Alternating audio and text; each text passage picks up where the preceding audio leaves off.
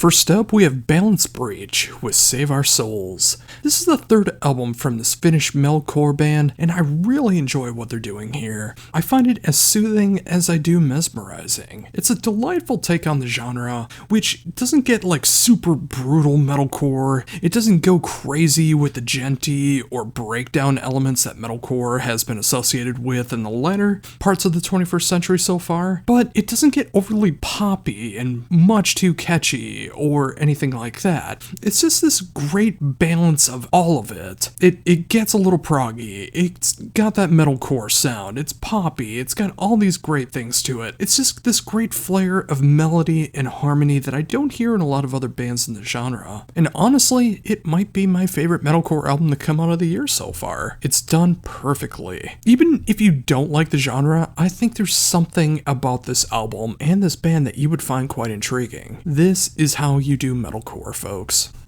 Next up, we have Cryptosis with Celestial Death, and this is a band from the Netherlands that I actually discovered from a YouTube ad, and it wasn't playing a commercial, it wasn't promoting a tour or anything, it was actually a YouTube ad that played a full-on music video, and it was Cryptosis, and I really loved the song that was being played, and I've been intrigued by the band ever since, and I was so thankful that I actually got the promo for the particular song that's on this particular album. I love this style of progressive thrash so much. It almost has like the symphonic death metal or black metal vibe at times. It feels quite sinister. It's got these great elements, that Voivod when they were doing the progressive thrash side of things that I really enjoyed. It gets insanely catchy at the same time too. Like, they're a thrash band through and through, but they really make the most of what that progressive side of progressive thrash is all about. This is an album where, especially for that first time, you don't know what's going to be coming next, but you're so excited to sit down, kick back, and listen to the journey. It hits so many territories while still staying true to themselves. I couldn't ask for more if I tried. This is a triumphant piece of progressive thrash. You should listen to it and see for yourself.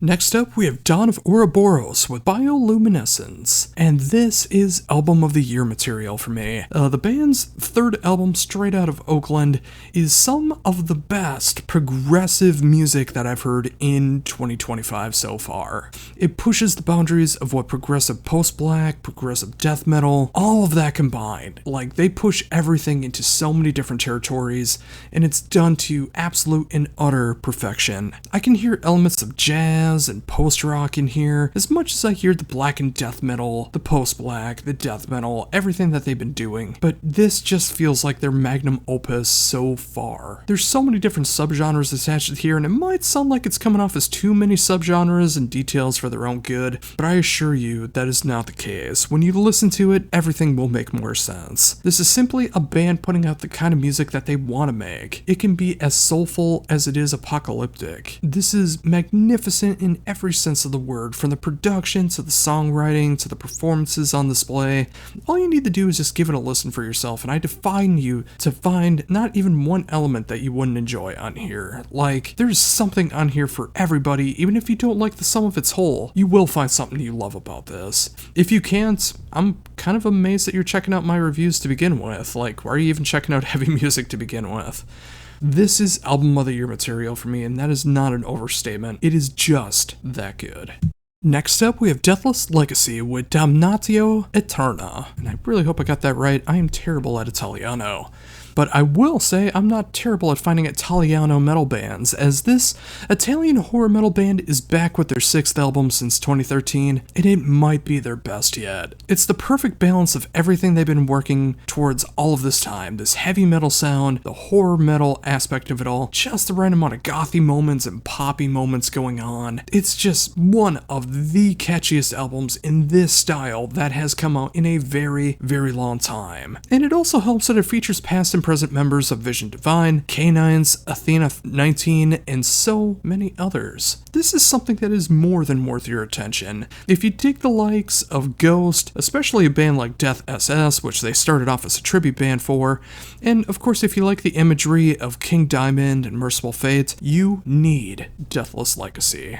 Next up, we have Destruction with Birth of Malice. And you would think think with a title like that, this might be their debut album, but you would be so wrong. This is the band's 18th album, and that is such a staggering discography so far. And you would imagine after 18 albums that they would eventually let the foot off the gas, start putting out just like, songs that aren't that good, just an excuse to be able to tour, right? Again, you would be so wrong. This band is putting out some of the best work of their entire discography right here in 2025, and it really feels like ever since the 21st century started, the band has gotten their stuff together, and no matter the lineup that's been going on, they have found a way to be able to push themselves to get better and better with every single release. It's everything that you love about the German style of European thrash metal, and there's a good reason why they're one of the big four of German thrash. Birth of Malice is no exception to this, and they're easily putting out some of the best music of their entire career. I can't even imagine how good these songs are going to sound live. I mean, I know they're probably not coming to the States for very good reason lately,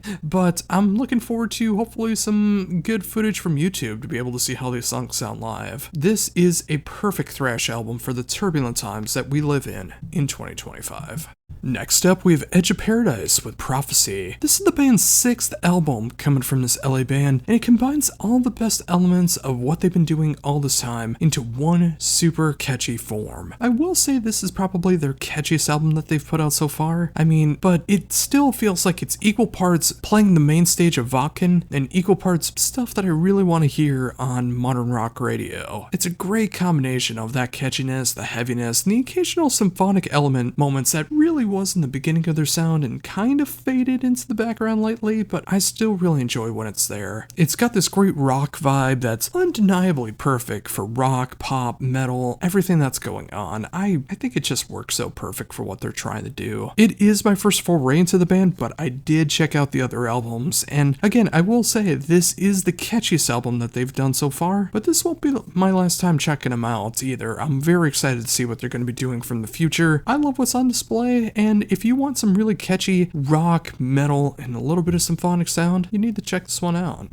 Up now we got Frog with their debut album, Eclipse. This is a debut album from a New York band that is one of the most authentic displays of how to meld together genres into a heavy fashion that I've heard in a very, very long time. And I really do say authentic because everything about this album is exactly what the band wants to be able to pull off. Whether it gets on the more brutal side of bands like Between the Buried and Me, whether it gets on the technical side of bands like The Zenith Passage, whether it gets very obscure and off the wall like a band like Unexpect, and even if it gets into the catchy moments of a band like Protest the Hero, all of that combined is exactly what you get with a band like Frog. The production is just raw enough, but it's just polished enough, where it sounds very real and authentic. No two songs sound alike here, yet they all fit together like a glove. It gets super heavy, it gets super melodic, very proggy, very, very proggy. If you are into the technical and progressive sides of death metal,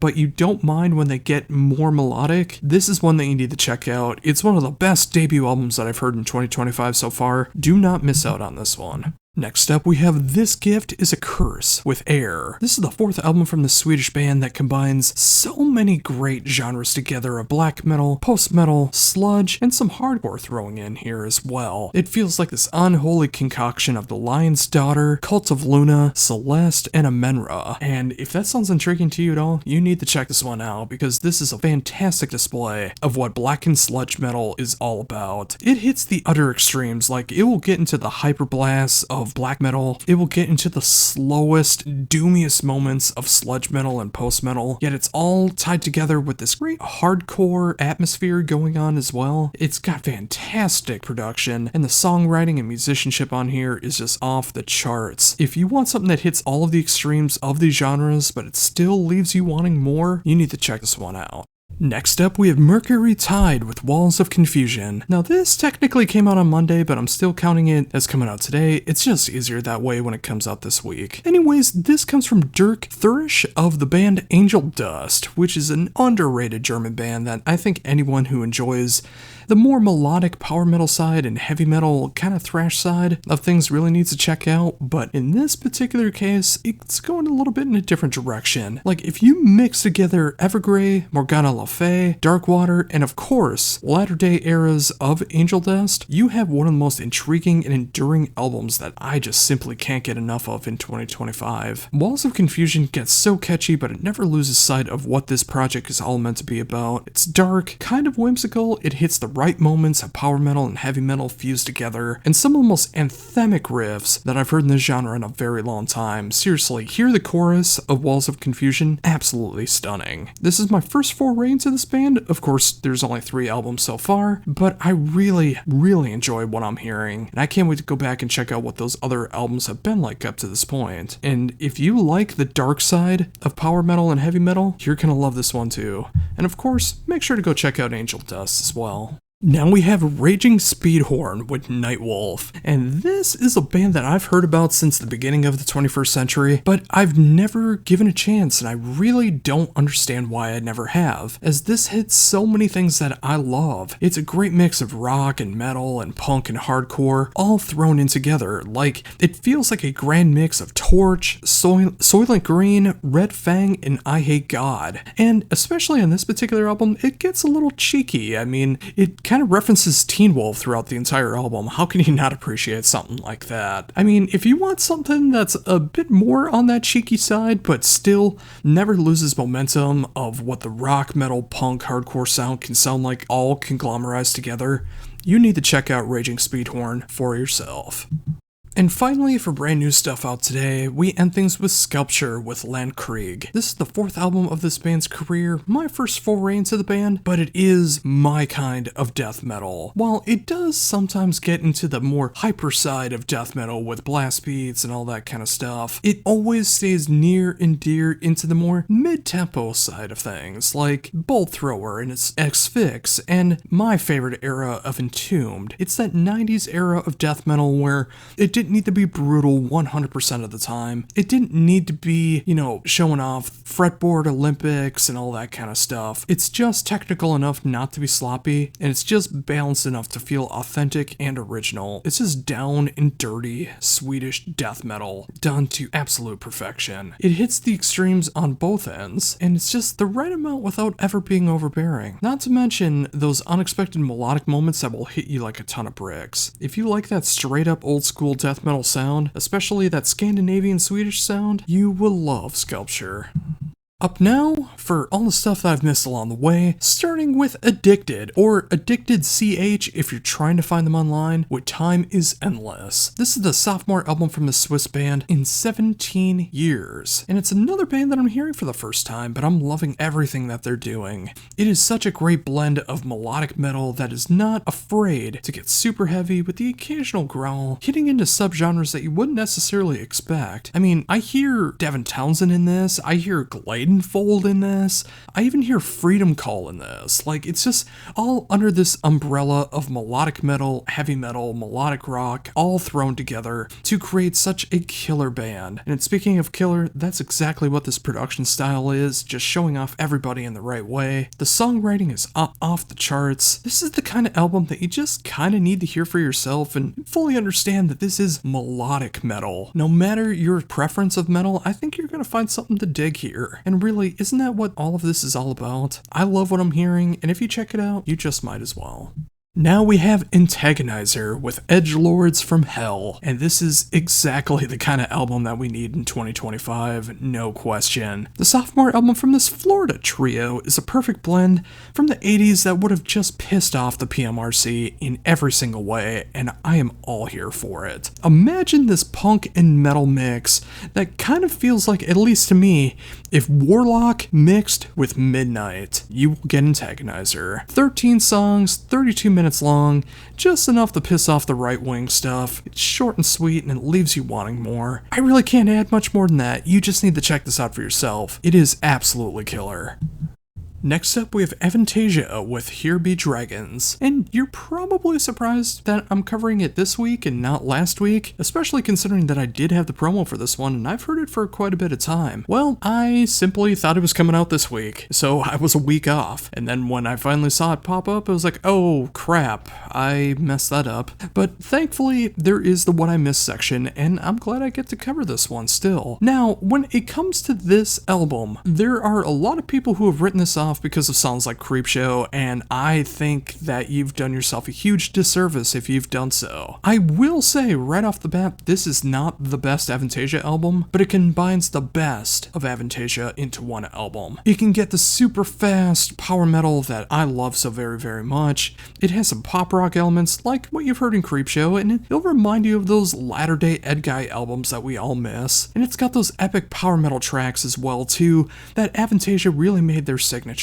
It's a grower of an album more than it is a shower. I mean, Ghost Lights was just like a perfect shower of an album to begin with, so this is kind of the opposite of that, but that's okay. This album deserves the added attention to see if it's for you, and I think the songs will really grow on you if you let it have the chance. All of these songs feel like that they're going to be incredible live, and that's what Avantasia is focusing in on now, especially with the last few albums, making sure that they're songs that are going to sound incredible live, because they have an incredible live band. They deserve that. They are a live band that is filled with a sense of wonder that you just won't get from any other band in the genre. So get acquainted with these songs now and get ready to have your minds blown live. This is a fantastic album. It just deserves your attention.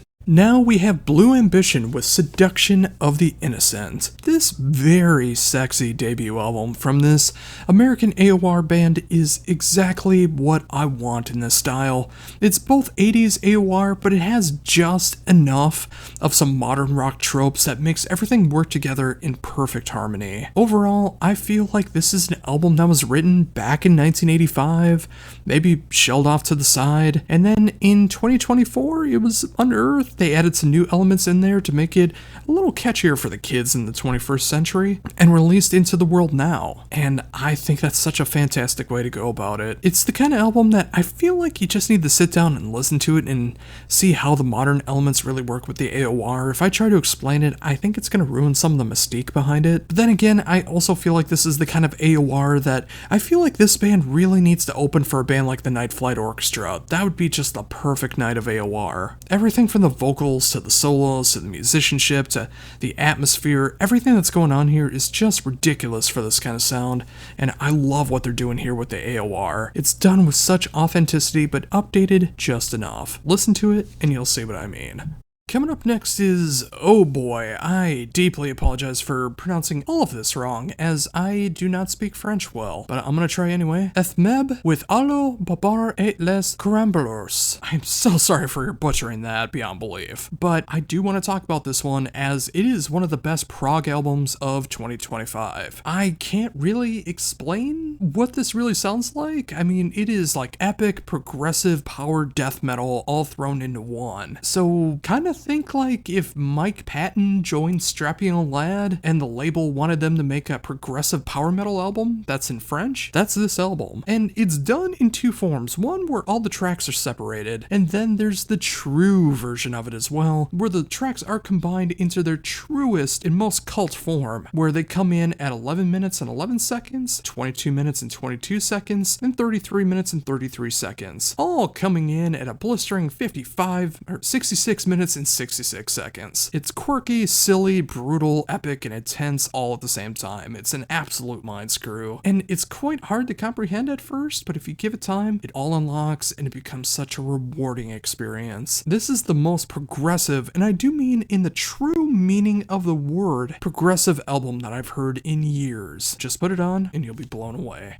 Up now we have Everlore with Hope and Turmoil. This is another sophomore album coming in, but this time it's coming in from Finland, and it's such a fantastic display of power metal. That's right, we finally have some brand new Finnish power metal, folks, and it hits everything that you want in the genre, while still giving you such great melodic moments as well. The production is on point, the songwriting is written without any real frills or fretboard Olympics going on here. It's just exactly what the music calls for, and it's done to the best of their ability. quality. There's not a weak song on here, and even when it gets into the more epic territories of like 7-8 minute long songs, it feels like these were meant to happen, and every note is played for a particular reason. This is such a solid display of power metal, and I'm so glad to see this making a resurgence in 2025, where bands aren't afraid to be power metal anymore. We need this kind of power metal today, and it's done so magnificently well with Everlore.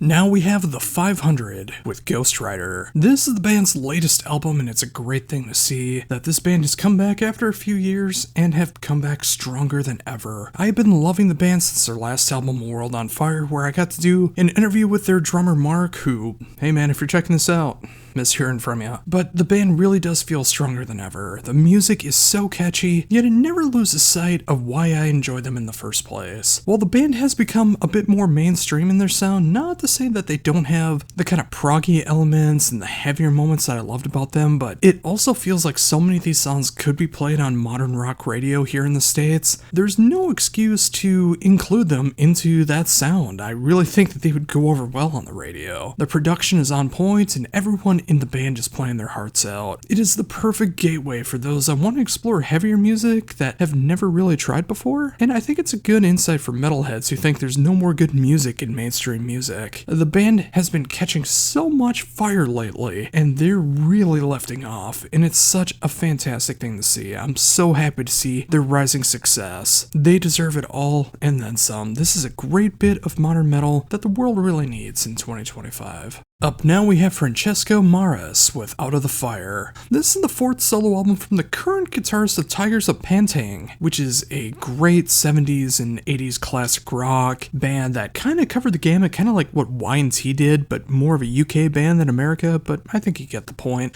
But what Francesco is doing here is such a great blend of that late 70s through late 80s signature hard rock and AOR sound. There's some heavier elements on here, like there's some double bass parts that you really don't expect.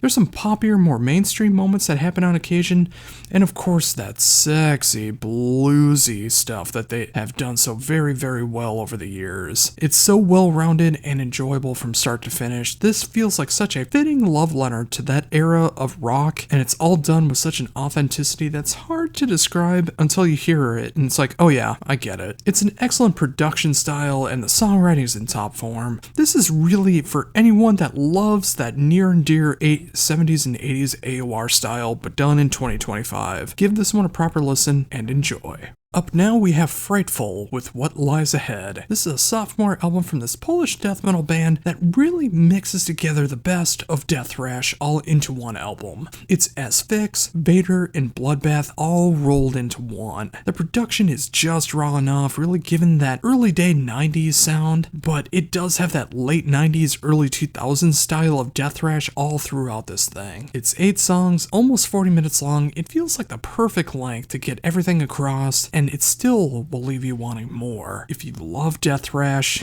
and I know I do, especially if you love the styles of Asphyx, Vader, and Bloodbath, you're gonna want to check this one out.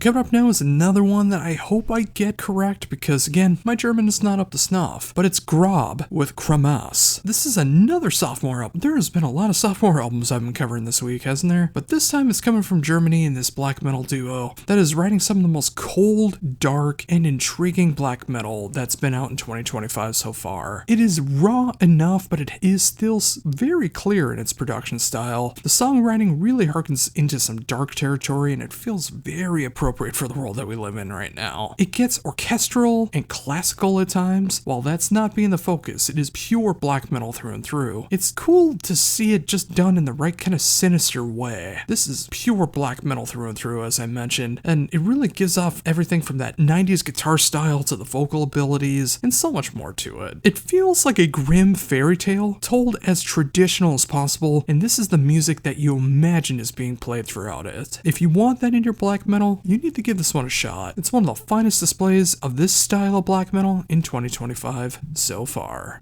Now we have Grave Cloud with A Tear in the Veil, another debut album coming out now, and wouldn't you know it, it's another German duo, but this time it's going into the symphonic and melodeath realms. Like, this feels like a grand conglomeration of Amon Amarth, Fractal Gates, and symphonic metal all rolled into one. It's a very intriguing mix, and now that it's been done, I feel like it's been done so very, very well. I hope other bands start to incorporate this kind of style into the melodeath, where you can have things be as heavy and as catchy as Amon Amarth, you can have things as atmospheric and esoteric as Fractal Gates sometimes gets into, but having that symphonic sound behind all of it, it just works so very, very well. The levels of heavy and catchiness and orchestration on display here is going to be so hard to top this year, not just in this genre, but in all genres of heavy music. This easily took me by surprise, and if you give it a shot, I think it might for you as well. Now we have Heartlight with The Triumph of Metal. This is, wouldn't you guess, another sophomore album, but this time coming out of France. And this is an excellent display of how to raise the bar in what symphonic power metal can be without trying to fit into what all the modern metal trends are doing. This band is not afraid to be a symphonic power metal band, and thank you for doing so. This is the second album in 2 years from this band, and while I did check out the debut because of this particular album, I feel like this one is even stronger. It hits so many moments that I enjoy so much. Don't get me wrong, it does get cheesy. I mean, the triumph of metal. If that's not cheesy, I don't know what is. But it hits moments that non-fans probably won't dig either. But for those like myself who can't get enough of that classic and modern style of symphonic power metal, this is exactly what you need. And don't get me wrong, there are some more modern elements that do happen on occasion on this one, but it is a symphonic power metal album through and through with just the right amount of tinges of gothic metal thrown in as well to make sure it's just nice, cheesy, and dark. This is simply how it's done, and even long-standing bands in the genre really need to take note on how to do this, because I feel like Heartlight is doing it better than a lot of those bands. Just listen to it, and I think you'll understand why. Now we got another French band here with the name of Norwalk with Psycho Mirror. This is the band's sophomore album, and it's their first in 14 years. But it's great to see in that time they have a new lineup, and the band feels stronger than they ever did. While this is my first foray into the band, I did check out the previous album, but I like what they're doing here in 2025 even more. It gets all into the right kinds of power thrash that I love so very, very much. It gets so nice and heavy, but it has so many great melodies and harmonies mixed into all of it. Musically, imagine a mix of like Sanctuary, Watchtower, and yes, unfortunately, Iced Earth, to create a sound that just hits as hard now in 2025 as it would have almost 40 years ago when bands like Sanctuary were really making power thrash what it is now. This is a spectacular release for the genre, and I can only hope this will signal more bands to do the same. It's been coming in hot over the last several months, and I really want to see that continue. Up now we have Oversize with Vital Signs. You know, with all the funeral doom and grindcore and epic power metal that I cover from week to week, sometimes it just feels really nice to put on an album that's a bit more relaxed and dreamy compared to all of that. And that's exactly what Oversize delivers here with their debut LP. This English band has combined elements of bands from that 90s alternative metal sound of like Deftones and Hum, and even the more ethereal side of Torch, to create a sound that feels so deep in the midst of that mid to late 90s sound, but it's created in 2025 with just enough changes to make it all work. Every song here feels so appropriate and fits together like a glove. It almost feels like one giant song with how it all interconnects. Considering I did grow up in this era, I still have a soft spot for bands like this, especially Hum, when it's done appropriately, and this couldn't be more well done. This is an excellent display of how to do the genre right, of the alternative metal and shoegaze mixed together. If you miss bands like this, go check this one out now. Up now we have the 12th album from this long-running German band known as Pink Turns Blue with Black Swan. And if you haven't noticed, I've really been getting into the goth rock, post-punk, dark wave stuff lately, and I've never heard this band before, but I really enjoy what I'm hearing here. It's simple, danceable, and easy to cry to, which is all that you want in this style. It brings back those late 80s sounds, but it never loses sight of what's going on now in the world, which is probably why it hits so hard. The production is pure 80s, and the songwriting does everything they that you want in this genre with pure ease, or at least it comes off that way. If you put this one after a long, stressful day and you feel like there's somewhere in life that can understand the pain that you're going through on a daily basis, well, that something is Pink Turns Blue. If you dig the style and you've never heard this band before like I have, you are in for such a treat. Plus, you have 11 other albums to be able to explore, just like I'm going to be doing. Pick this one up if it's your bag, and you won't regret it. Next, we have Primrose Path with Ruminations. This is a debut album from an Aussie band that really took me by surprise and just left me gobsmacked. Seriously, like, this is progressive post-metal done in such a way that combines these great gothic and alternative moments that are going on as well. Like, imagine Catatonia meets Long Distance Calling meets Haken meets Tool, and you'll start to kind of get the idea. This hits so many different territories while feeling so authentic and true to the music that they want to create. It's got crystal clear production, phenomenal musicianship. This is an album that expands upon all of these genres, what they can do, and then some. This is one of the best progressive post-metal albums I've heard in a very, very long time. I would dare say since I first discovered Long Distance Calling all the way back in 2009. Give this one a proper listen now and prepare to be blown away. Now we got Risen Crow with Requiem for a Damned Love. Wouldn't you know it, another debut album, but this time coming from Italy with a more melodic power metal and gothic power metal tinge that I really thoroughly enjoy. It's a mix of Early Day Within Temptation, Early Day Nightwish, and Camelot all thrown in together. The dual male and female vocals working together in perfect unholy harmony. The music behind it all is the kind of power metal that makes you smile, and it's got that gothic tinge that just hits the dark side of you just so perfectly. I truly hope Risen Crow catches on because we need more of this kind of power metal right now. It shouldn't just be in the mid-2000s when Nightwish was running the world. This is everything that I love about the genre all rolled into one. And if you love the genre like I do, you need Risen Crow. Give them a spin right now. Now we got Timson with The Next Level. Wouldn't you know it, it's some more AOR here, and this is pure AOR through and through. The style of melodic guitar-driven rock that just feels appropriate for any time of the day or night. It has such an 80s flair to it all, and it just simply works. It feels so motivational and positive in a way that all of us really need right now in these dark times, and especially given the news as I'm recording this right now, yeah, we kinda need that right now. The fact that this band has had 2 albums in 2 years really shows the chemistry that the band has had, and it is quite strong, and it doesn't seem like it's going to be slowing down anytime soon. It's simple, it's familiar, it's that style of AOR that will always hit home as long as you enjoy the genre. If you enjoy AOR, this isn't even an option. You need to pick this one up. And finally, we end things with Void Fallen, with the Rituals of Resilience. This is going to be something that's very familiar to my reviews, Finnish Melodeath, but it's done just different enough from the sophomore album of Void Fallen. This is a band that combines the best of melodic death metal, modern metal, and the right amount of symphonic elements to create something that's truly their own. Of course, you can hear elements of bands like Dark Tranquillity and Brimir throughout this, but they're still incorporating their own influences to make the music stand out amongst the rest. Every track on here is worth your attention, and it hits that style of melodeath that can sound familiar, but it sounds so unique all on its own. This is the kind of band that deserves your love. Go check this one out if you are any kind of melodeath fan, and I think you'll find a new favorite band in this genre.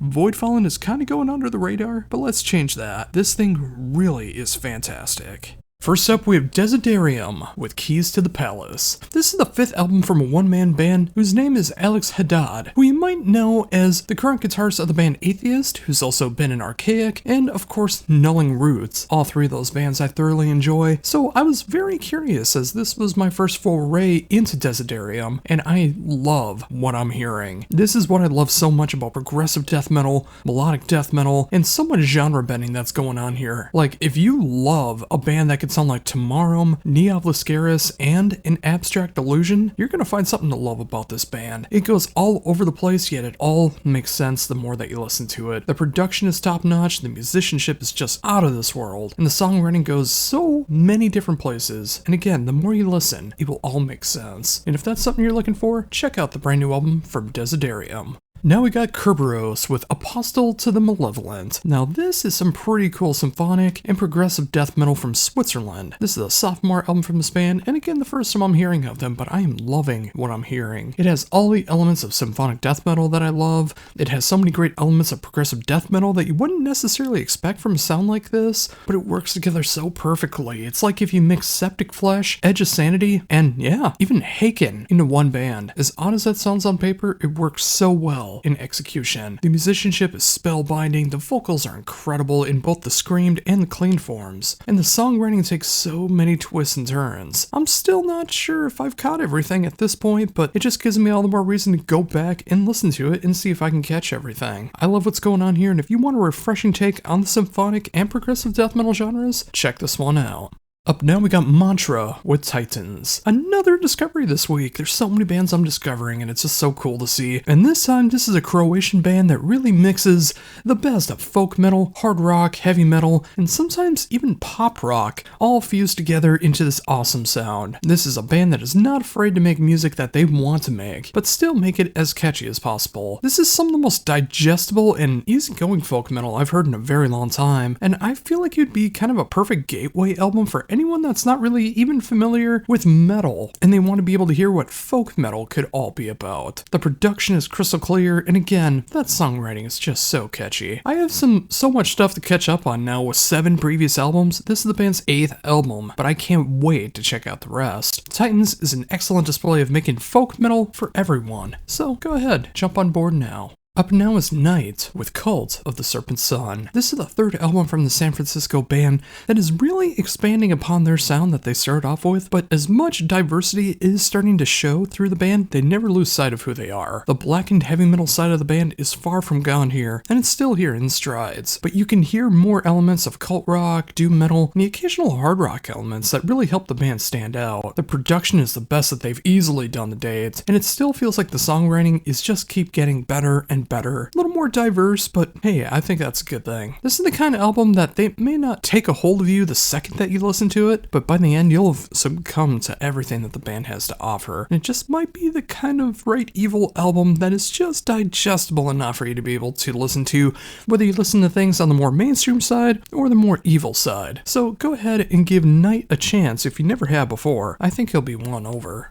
Up now we have Wake with The Return of Magic. And wouldn't you know it, it's the return of Wake after 14 years. And it's so great to see the band back, and I can actually cover one of their albums since I've actually started doing this. Wake is the kind of band that puts out pure quality over quantity all day long. And this is truly something special with their style of sludge, doom, and experimental all rolled into one. They've been doing this since 1999, but somehow they always seem to be able to expand their sound and make it just in the same way that they don't make the same album twice, and they also still find a way to just keep getting better and better. This may go under the radar for some people because I know, like me, until I got this promo, I didn't even know the band was back, but you really should check them out if you are into the sludgy, doomy, and experimental side of metal. This is going to be one of the finest albums of the genre in 2025. I'm not sure what could possibly top that in this genre. It's been a long wait, but The Return of Magic is easily the best album Wake has done. Up now we have Psalm with Let the Light In what I can only describe as doom pop, which seems so counterintuitive. I swear it all makes sense. You combine doom metal and you combine that with the best of dream pop, shoegaze, and alternative rock, and you create one of the most ethereal albums of 2025. It gets heavy in the right spots without the vocals getting in the way of any screams or growls. Imagine if you wanted a band like Astronoid to be slower and at lower register vocally. You'll have Psalm. And now that I think about it, that would be an incredible tour to see. Every time I put this album on, I feel better. It's cathartic, and it's just what I need on a lonely night. It might be exactly what you need as well, so make sure to give this one a shot if you're interested. Up now we have the brand new solo album from Steven Wilson with The Overview. Steven Wilson has been making music for over 35 years now in different formations. Porcupine Tree, No Man, Storm Corrosion, Of Love and Emotion. If you remember that, you are a friend of mine. But now Steven Wilson is back, kind of doing some more progressive rock sounds, back in his solo work with The Overview. This is 2 tracks. It's over 40 minutes long. The first track is over 18 minutes long. The second one's over 23 3 minutes long. That first track, Objects Outlive Us, is something more that feels like the middle era of Porcupine Tree, yet it also kind of feels like kind of the beginning era of the Steven Wilson solo work. It's long, it's proggy, it feels like it drifts into space, it also gets quite dark, and it feels right before it got into the poppier moments of both his solo work and Porcupine Tree stuff like Lightbulb Sun and Stupid Dream. And you mix that with a lot of 70s and 80s synths going on here. Like, I hear a lot of Tangerine Dream synths going on here. I wonder if he was also inspired by that new Blood Incantation. I'm sure he was working on this before he heard that, but regardless, I really enjoy what the first track is doing. The title track, the overview, feels more of what he was doing with albums like Cannot Erase, and it really does just have like this poppy meets electronic thing going on. Like, it feels like the Beatles meets Spock's Beard meets the poppier era of Porcupine Tree. The song melts together, but it eventually fades away into eternity. But if you really like the kind of latter day Steven Wilson solo stuff, that's what this song is. It's neither good or a bad thing. It's just kind of jarring that both sides of this album kind of show off both styles of Steven Wilson's solo work, so it's not really the most cohesive thing, but if you enjoy both sides, I think you're really going to enjoy this album. And I will say, I probably enjoy this album more than I have basically anything he's done in the last 10 years, including the last Porcupine Tree album. I'm sure I'll get hated for that one, but it feels nice to know that Steven Wilson can explore all of his solo work, and it still feels authentic all of this time. It'll be interesting to see where he goes from here, but right now, I'd say he's making his best music in a decade, and that just makes me happy.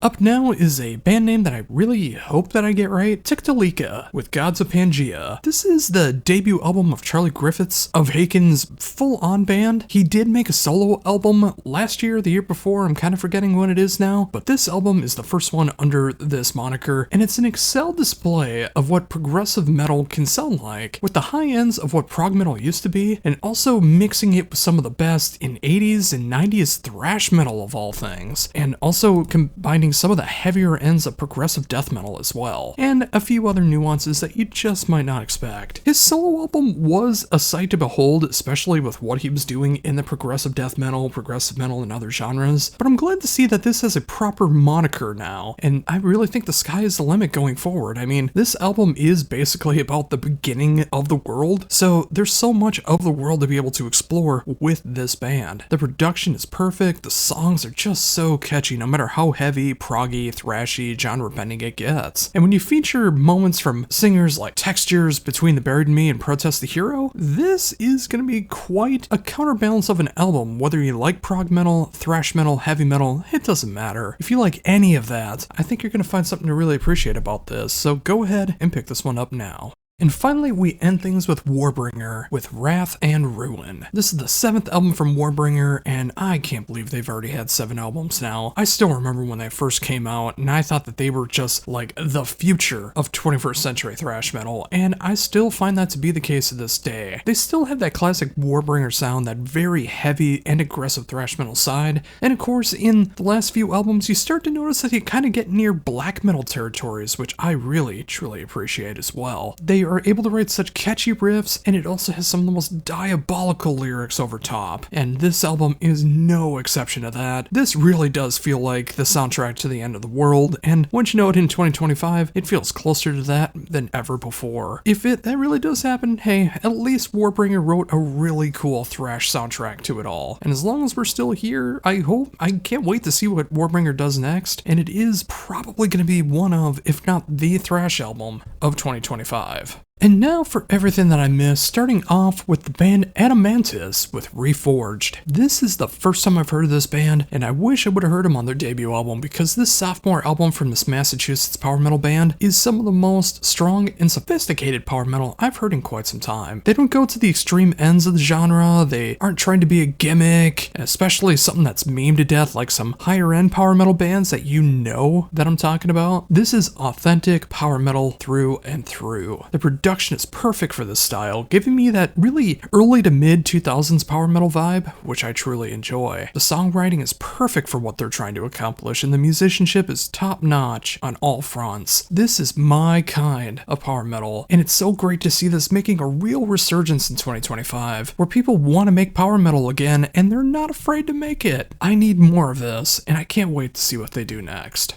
Coming up next is another band, an album that I deeply apologize for getting the name wrong. Despite my efforts, I am only really good at English, I'm so sorry. But this is Ande with Die Schmering van Wolten. This is one I've been meaning to cover for weeks now, in fact going all the way back to January, but I always seem to miss it, and I finally made an effort to make sure that I cover it this week because it deserves your attention. This is a one-man Belgian band that is a pure sight to behold, pure, unadulterated, atmospheric black metal through and through. It's an album of introspection of the world around us, how we live it, and what might happen next. Mix in with that some melancholic and endearing black metal, and you have an album that is worthy of your ears, as long as you dig the style of atmospheric black metal, that is. The production value is awesome for this, and you can't always say that about atmospheric black metal, and everything that this man known as Jim does on this record is so cool to see. If you are in need of some more atmospheric black metal in your life, or if you want an introduction into what this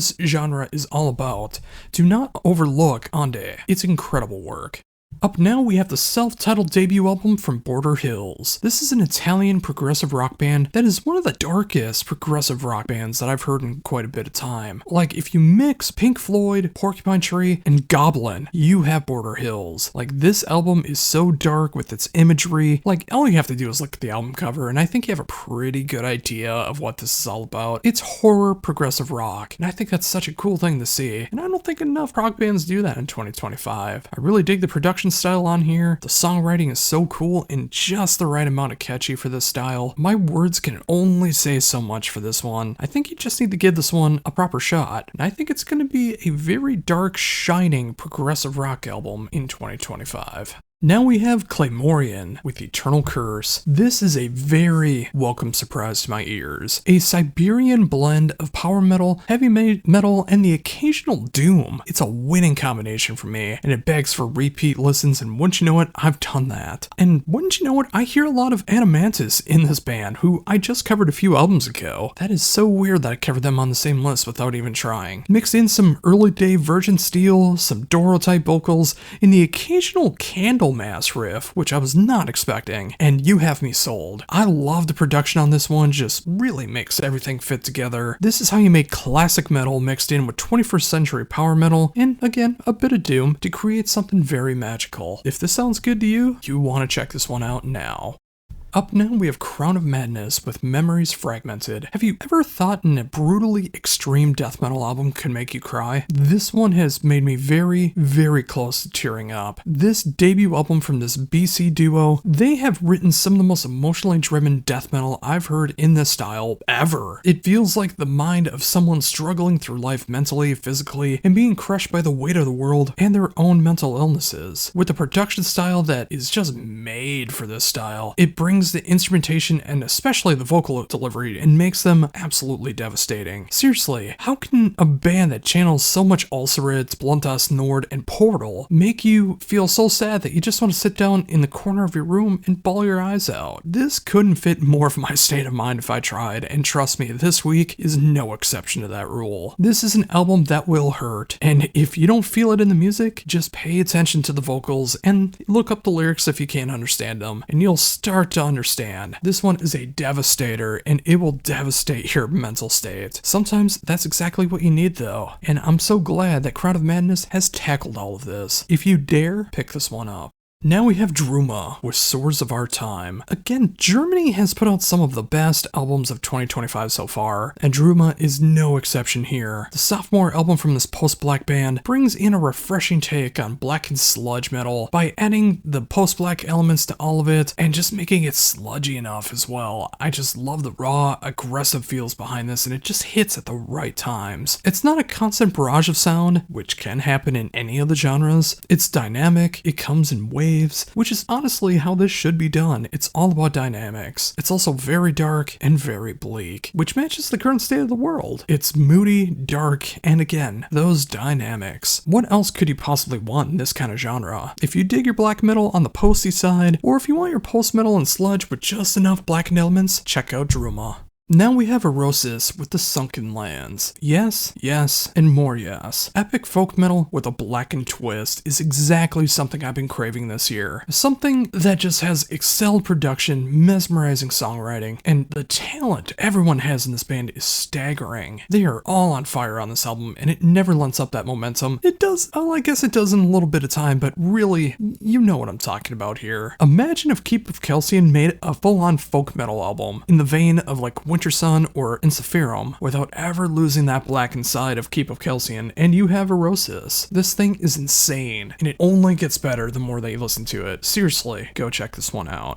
Now we have Heaven's Rain with Northern Lights. The debut album from this UK band is such a captivating display of past and present rock that the world kind of needs right now. It hits the classic rock and AOR sound to an absolute T, all while having these moments of kind of more modern hard rock that isn't necessarily what you would hear on modern rock radio, but when you hear it, you know exactly what I'm talking about. Every song is filled with soaring vocals, catchy hooks, and incredible solos. That's exactly what you want in this style, and it's great to see a new band capturing all of this and keeping it in the spirit of those classic sounds live, but just through a brand new filter. If you want that mix of old and new rock and make it in perfect harmony, you need to check out Heaven's Rain. Next up is Hellknife with Flames of Damnation, and simply put, this is the best death metal crust punk album that we're going to get in 2025. If I'm proven wrong, awesome, but I can't imagine anything topping this German band's fourth album in this particular style. The production is exactly what it needs to be. The songs are short, simple, and pulverizing. 10 songs, 33 minutes, not a second longer needs to be added, not 1 second needs to be taken away. This is everything that I love about both genres all rolled into one, and this is seriously going to be just one of the best albums of the year, not just in the death metal, DB, crust punk era. If you love these genres, check out Hellknife now. Up now we have How to Disappear with As the Sun Could Leave Us. This is a debut album from a Mexican post-black band, and it just combines the best of shoegaze, black gaze, post-black, and cinematics to create an album experience that deserves to be heard. The production is a little more on the rough side of things, like I really think the mix could be a little better when it gets heavier. It's hard to layer these things sometimes, but I think that also kind of adds to the charm of the overall experience. The black metal elements are raw and filled with so much emotion, especially when it's added with the post-rock and shoegaze elements of their sound. It's almost 40 minutes long, and it's quite the trip from beginning to end, but it's a rewarding one at the same time. It hits levels of emotion that you don't expect at all through a band that is making the music that they just want to make. It gets better on every listen, and you'll get used to the sound, but if this sounds like it's your thing, you really should give this a prop shot. I'm excited to see where they go from here. Up next is another time that I need to apologize for my Swedish, as it is terrible despite having a Swedish last name. This is the band Istop with Solter Sorta. It's been quite a while since I've covered something that feels like tried and true mellow black, and I'm glad someone's doing it here with the Swedish band's fourth album. A lot has happened in the world since their last album in 2019, but thankfully the band has not lost sight of their vision of making cold, dark, melodic black metal. It hits in all the right spots, especially that classic 90s third wave black metal sound, and it matches in the production style. It really truly feels like it came out in 1998. The clean vocals may come as a shock to you, but also if you listen to this kind of black metal, they shouldn't come as a surprise at all. But seriously, if you love Dissection, Nagelfar, Volkandra, and Winter Sun, you're gonna find something to love about Istop. You really need to give this one a shot if you are searching for mellow black like I am. Now we got Lost Sanctuary with Harbinger of Chaos. And wouldn't you know it, another sophomore album here coming from Germany. Here with Lost Sanctuary, a band that perfectly fuses power metal and thrash metal together through a very melodic filter to create some of the catchiest music that I've heard in this style. The songs hit so hard, the solos are fantastic, and the vocal delivery just slays. It feels like this grand mix of so much melody and harmony. Like, I hear as much Yngwie Malmsteen and Rainbow as I do bands like Sirius Black and Pagan's Mind. Well, without all the proggy keyboard stuff anyways. This is more than worth your time if it sounds intriguing to you at all. I can't imagine if you're looking for some kind of melodic power thrash that you'll be disappointed.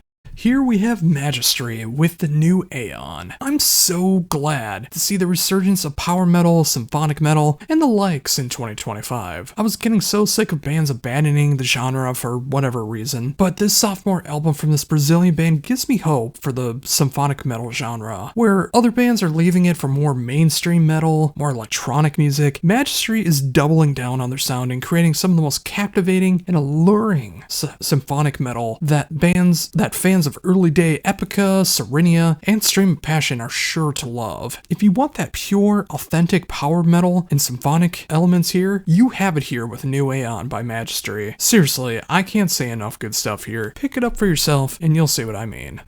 Now we have Mary Mortum with Phantoms of the Fall. 6 albums into this one-woman band's career, and it's my first foray into what she's done so far. It is some of the most intense music I've heard like this year. It is a blend of funeral doom, sludge, post-metal, and black metal, and it just feels off-kilter enough and very unsettling. But it's also very soothing at the same time. It feels like it shouldn't make sense, but when you listen to it, it makes all the sense in the world. The production is raw yet very clear, making every instrument stand out, but it does blend together so well. The vocal delivery is beyond haunting, and the atmosphere is off the charts in this delivery. This is quite the eerie and dark album that is well worth your time if you're looking for something like this. I keep going back to it, and honestly, I think you might as well. Now we have some Dutch melodeath here with Nephilim with Circuition. Yeah, this Dutch melodeath band is just blowing me in a way, and I think it might for well as you too. Whether it goes full guns blazing or it's more stripped down and melodic, this band has created a phenomenal display of melodeath that is just filled with as much darkness as it does emotional power. It feels like a grand mix of Omnium Gatherum, Wolfheart, and Belcore. This is a band that has instantly won me over and is easily one of the best melodeath albums of 2025 so far. The songwriting is everything you want it to be, and produced in that kind of Omnium Gatherum style where everything is blended together, but it's so easy to pick out when you're trying to find like a vocal line or instrumentation. You can find it easily. It just keeps getting better on every subsequent listen, and if you love melodeath, there's no excuse. You have to check this one out. Now we have Navain with Queen of Phantoms. Manticora, Nevermore, and Sanctuary fans, arise. Navain is here with their 3rd album, and it's everything that you want in that dark power thrash sound. The songs are so catchy and filled with incredible riffs and excelled production. And everything from the Warrel Dane-esque falsettos that you especially hear in Sanctuary, to the deep growls, and everything in between in that ever so sweet Manticora style. This Sacramental band is showing everyone around them how it's done. And it's just one of those albums that if you dig the style, it will be impossible not to enjoy. I really can't sell it any better than that. Check out Queen of Phantoms and prepare to be blown away. Now we have Ufnos with Valdiction. The sophomore album from this UK band perfectly nails the atmospheric black metal sound by adding just the right amounts of melody and harmony behind it all. The production is quite raw, but it fits the mold of what's going on with the music. The songwriting and the atmosphere of everything going on is truly where this hits. It can get so dark and haunting while feeling quite ethereal and at times otherworldly. It's not the happiest album around, and it gets quite dark musically and lyrically, but sometimes that's exactly what you need. This is utterly solid black metal done right, especially in the atmospheric world. I recommend this to any kind of black metal fan, even the elitists out there. Even those, I think, will find something to appreciate about this one. Now we have Sancrosanct with Kid Run. This is extremely amazing power thrash, and again, it's so great to see that in 2025. It keeps winning me over in the genre, and it's so great to have it back. This is the 5th album from this band, and it's the 3rd one since they reformed in 2017, and it also features a brand new lineup, but they never lose sight of what they've done in the past. This album just rules from start to finish, and it's filled with just the right amount of thrash over top of that awesome power metal sound. Imagine what Corner and Solitude would sound like if they mixed just enough European power metal and the occasional prog metal things just to keep things even more interesting. This feels quite familiar, but it has so many twists and turns at the same time. I truly enjoy what's going on here, and if you want a modern throwback to that early day power thrash sound, you really need to do yourself a favor and pick this one up. This is one of the best power thrash albums so far in 2025. Now we have Shireen with Black Halo. Featuring past and present members of Crimfall, Fear of Domination, and Everfrost, the sophomore album from this Finnish band feels like a brand new entity, but it feels all so familiar in the best ways. It's my first taste of what the band has been with their killer hooks, memorable songwriting, and emotionally driven vocal delivery. It's a formula that is sure to win over rockers, metalheads, goths, and everyone in between. This hits on so many levels. It never gets too heavy, never too poppy, never too rocky. It's just perfect in its formula. I could easily see these songs being on modern hard rock radio in the States if FM stations dared to actually take a chance and play some good music. I can only imagine how well these songs would go over in a live setting as well. This is incredible display of music, and I can't wait to see where they go from here. And especially with the lineup that they have, the sky's the limit. Now we have Stygian Path with the Lore Keeper. A genre that I don't see come up in my repertoire enough is epic metal, but thankfully the debut album from this Greek band fills that void. The songs hit just the right feel that you want in this style. The production is a bit raw, but it fits the mood, feeling like a grand mix of Candlemass, Primordial, and a little bit of Latter-day Rotting Christ, and yeah, mix in a little bit of doom and power metal, folk metal, and a little bit of black metal, all of that thrown in together. That is just a winning combination to me. And if you're looking for something that really, truly fits the mold of what epic metal could and should be, you need to give this one a proper listen. Prepare to be floored. And finally today we end with Van Dans with Everything That Won't Remain. This Austrian band's third album is what modern metalcore should be. It just gets heavy enough. It has some really sick breakdowns, but it also has some great melodic moments that are easily the best part of the band. It does all of the tropes that modern metalcore does do, especially in the 2020s. It incorporates all of the more heavy hardcore styles and those breakdowns and screams that are tailor-made for the hardcore styles. I mean, if you like Harm's Way, I think you'll appreciate this. But those melodic moments, like I said, is what seals the deal for me. The mix of both sides coming together, taking elements on stuff that I'm not the biggest fan of, but it wins me over in its delivery and the overall aesthetic of it all. It is the future of metalcore, and I'm all here for it. This is incredible work from a band that just feels like they're about to explode across the world. I hope they're big in Europe, because if they were over here in America, they would be one of the biggest bands around. First up, we have Averst with Erasure of Color. This is a sophomore album from this Boston outfit, and it has Album of the Year material written all over it. It combines some of my favorite elements of melodic death metal and progressive death metal combined. It just can get into this heavy and very brutal atmosphere, while on the turn of a dime, it hits some of the most melodic and beautiful soundscapes that you can imagine in either one of these genres. Imagine Soilwork, Wintersea, and The Agonist all combined together to create some of the best progressive and melodeath that you're going to hear all year. I love what this album has to offer, and if you're interested in what progressive melodeath is all about, check this one out. Next up, we have Cradle of Filth with The Screaming of the Valkyries. Can you believe this is the band's 16th album in 31 years? It's astounding to think about how their first LP came out when I was in kindergarten. That feels wrong to me. But I'll tell you what doesn't feel wrong. This album. Somehow, Cradle of Filth has written one of their catchiest albums to date while never losing that symphonic and gothic black metal that put them on the map. Like, so much of this album does kind of remind me of Nymphamphetamine, but it's also a bit more commercial than that. But again, it doesn't lose that symphonic and gothic metal sound to it, and it feels so very authentic. This feels exactly what Danny Filth and company wanted to write. And if you couldn't tell that by the singles, I don't know what to tell you. And I'll honestly say, I like this direction that they're going into. I love when they get more off the wall. I love when they get more grandiose, but sometimes you just want something a little more laid back and simple, and that's what this album is, while still sounding like Cradle of Filth, and it easily has some of their best material to date.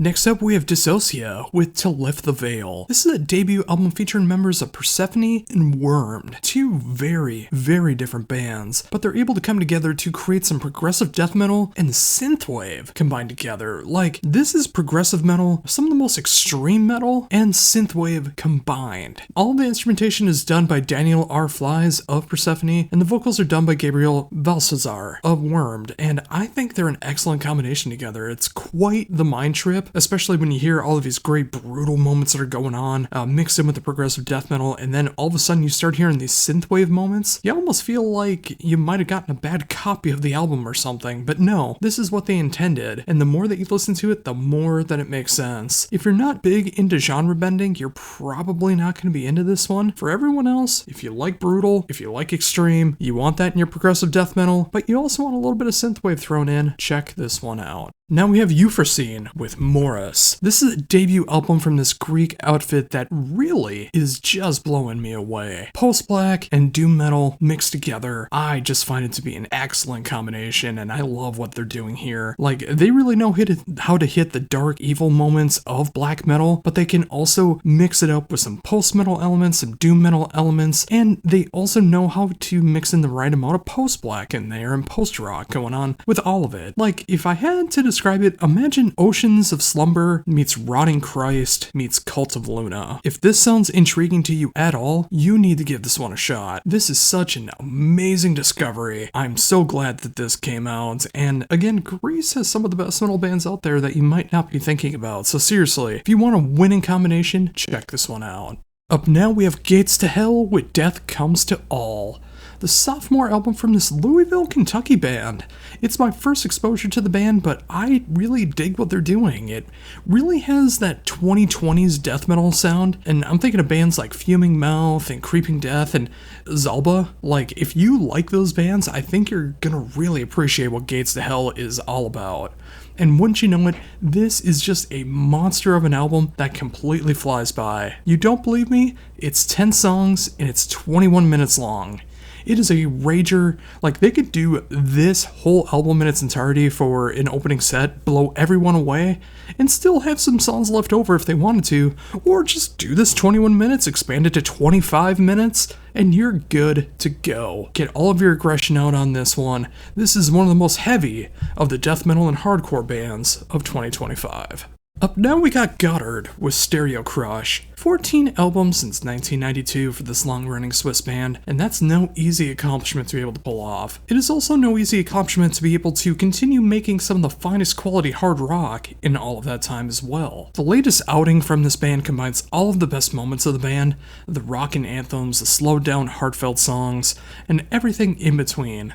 Combine that with an awesome and authentic production quality, and you have a way to be able to make everyone shine on this album, and still be able to make one of the best hard rock albums of 2025. You know what you're getting from the band at this point, and that should be no surprise considering they've been at it for 23 years, but it is quality from start to finish, and that's what truly matters. Seriously, any kind of hard rock fan needs to check this one out. It is a pure winner from start to finish. Up now we have Imperial Triumphant with Gold Star. The leaders of American Blackened Jazz are back with their 6th offering, and it is some of their most intriguing work to date. Somehow, they are able to write some of their most thought-provoking music while also writing some of their most commercial music at the same time. It absolutely makes no sense when you look at it on paper, but they pull it off in execution. And of course, to a lot of people, this is just random noise. And I totally understand that if you're not into jazz, if you're not into black metal, or especially blackened jazz. But this combines the best of black metal, tech death, and jazz all rolled into one. And if you're not familiar with the band, but you want to be able to hear some outside influences that might get you into the band, Thomas Hawk of Meshuggah and Dave Lombardo make guest appearances on this album, although Thomas is doing vocals on this album. Yeah, you read that right. And Dave Lombardo is doing some Latin percussion and drumming on this one as well. So you need to have more of an eclectic taste on this one, but I seriously think that this is one of the best avant-garde albums of 2025. Regardless, it is safe to say that Imperial Triumphant will always stay true to who they are, and I wouldn't want it any other way. Up now we have Katla with Scandinavian Pain. This is a debut album from this Danish band that is a real stunning display of sludge, stoner, and doom metal all rolled into one dark package. It can get as heavy as the most extreme moments of Inter Arma and Primitive Man. It can get as sludgy as a band like Rake, who I just talked about last week, and it hits on the stoner side of bands like Neurosis and Weed Eater. If you dig those styles, this is a band that you need in your life. The production is just as raw but clear and audible as it should be, which is just what you need for this style, as I just said. The lyrics are quite depressing to say the least. Like, this covers Scandinavian pain through and through. Like, you know, Scandinavia is like an area that goes like through some of the most deepest, darkest depression in the entire world, mainly due to weather and also outside influences, but I really think they covered what it's like to deal with all that depression and all that comes from. This is an album with a message as well. Maybe not a cure on how to end it, but sometimes it just helps to have an album that is relatable. And whether you're a Scandinavian citizen or not, I think we can all relate to that in 2025. If you want to hear that message in a sludgy, stonerish, doomish way, check this band out. Next up, we have Lordi with Limited Deadition. In what is technically their 19th album for this long-running Finnish band, they did release a collection a few years ago of 7 brand new albums, so yeah, technically 19 albums. Lordi has returned with one of the most diverse albums in their catalog. It's hard to keep up to date with every single style that they've ever done, especially if you haven't checked out every single album and known that they've changed sounds, but knowing what they're doing here with a mix of heavy metal and AOR mixed together, like, this is not the Lordi that I remember from years gone by. Like, they've changed things up, and I love the fact that they have become so diverse in their sound. Like, you never know what you're gonna get on every album. You never get the same Lordi album twice, and you wouldn't think that from a band like this, but it's so true. The production on this album makes it feels like it was made in 1987, but it was remixed and remastered in 2025. And have I mentioned how really catchy this album is? Because it truly is. As you may have noticed with my reviews lately, I've been trying to cover some AOR every week, as I really do love the genre, and I'm so glad to see a band like Lordi is continuing to do this. Like, they hinted at it and did more of it on their last album, but here they're adding some metal tinges to it, which I think is just the perfect combination. And if you want to hear AOR and metal mixed together through the filter of Lordi, check this one out. Next up, and I do apologize for my pronunciations of both the band name and the album title, I swear I'm trying, is Nightwind with Telluria. This is the 4th album from a French pagan metal band that feels like the most authentic Scandinavian pagan metal that I've heard all year. And it's been a great year for some pagan metal, let me tell ya. This sounds like the best of Erebalter, Enslaved, and Unleashed, all thrown together, add just even more folky elements into it at the right moments. Lots of great clean elements going on through it as well, and of course those blackened elements that make it that real pagan black metal that we all know and love. Despite this being from France, it really does feel like it's from the deepest, darkest forests of Scandinavia. This is for any kind of pagan metal fan. Maybe not a Pagan's Mind fan, but a pagan metal fan. I can't imagine you wouldn't find anything to love about this one if you are a pagan fan. This is just how the genre of pagan black metal should be made. Up now we have Orc with Firehose of Falsehoods. And let me tell you, this is my first foray into this band, but I am quite mesmerized by what I'm hearing, and I think I'm gonna have to go back and check out what these guys are all about. It's Soundgarden meets Tool meets Riverside meets Porcupine Tree in this weird but very intriguing mix of prog rock and alternative metal. Like, to break it down even further, like, imagine the In Absentia or Deadwing era of Porcupine Tree mixed with Super Unknown by Soundgarden, and that's what you have here. It's like progressive alternative rock, and that is such a weird thing to be thinking about. And hey, even John Wesley, who was a part of the touring lineup of Porcupine Tree, even makes an appearance on this one. And wouldn't you know it, he's in Vertical Horizon these days. I truly enjoy their take on what they're doing with these styles, and I can't wait to go back and check out their past catalog. If you think you might dig this one, I think you will. Give it a shot. Now we have Skullforge with Cosmic Crusade Chronicles. Stories from the... never mind. Whoa. This is the power speed metal album of 2025, and I don't say that lightly, as power metal has made a triumphant return in 2025. But this is everything that I love about power metal and speed metal thrown together, and easily the best album of the year so far for these genres. And I can't imagine that there's going to be any band to knock it off that platform. This album does not let up at all. It is pure speed-driven power metal with just enough tongue-in-cheek moments that'll make you smile from ear to ear. I mean, just look at the album title. If you can't get a giggle out of that, I don't think you have a soul. This is what got me into power metal in the first place when I was discovering it back in high school. The speed, the double bass, the fun of it all, everything combined. This album couldn't be more fun if it tried, and it's easily going to be one of my favorite power metal albums of the year. This year just seems to be getting worse and worse, darker and darker. Every time you turn on the news, things just keep getting crappier and crappier. We need an album that's fast, fun, and makes us forget about all of our troubles for just a little while. That is this album. I love this album, and power metal fan or not, I think you might as well.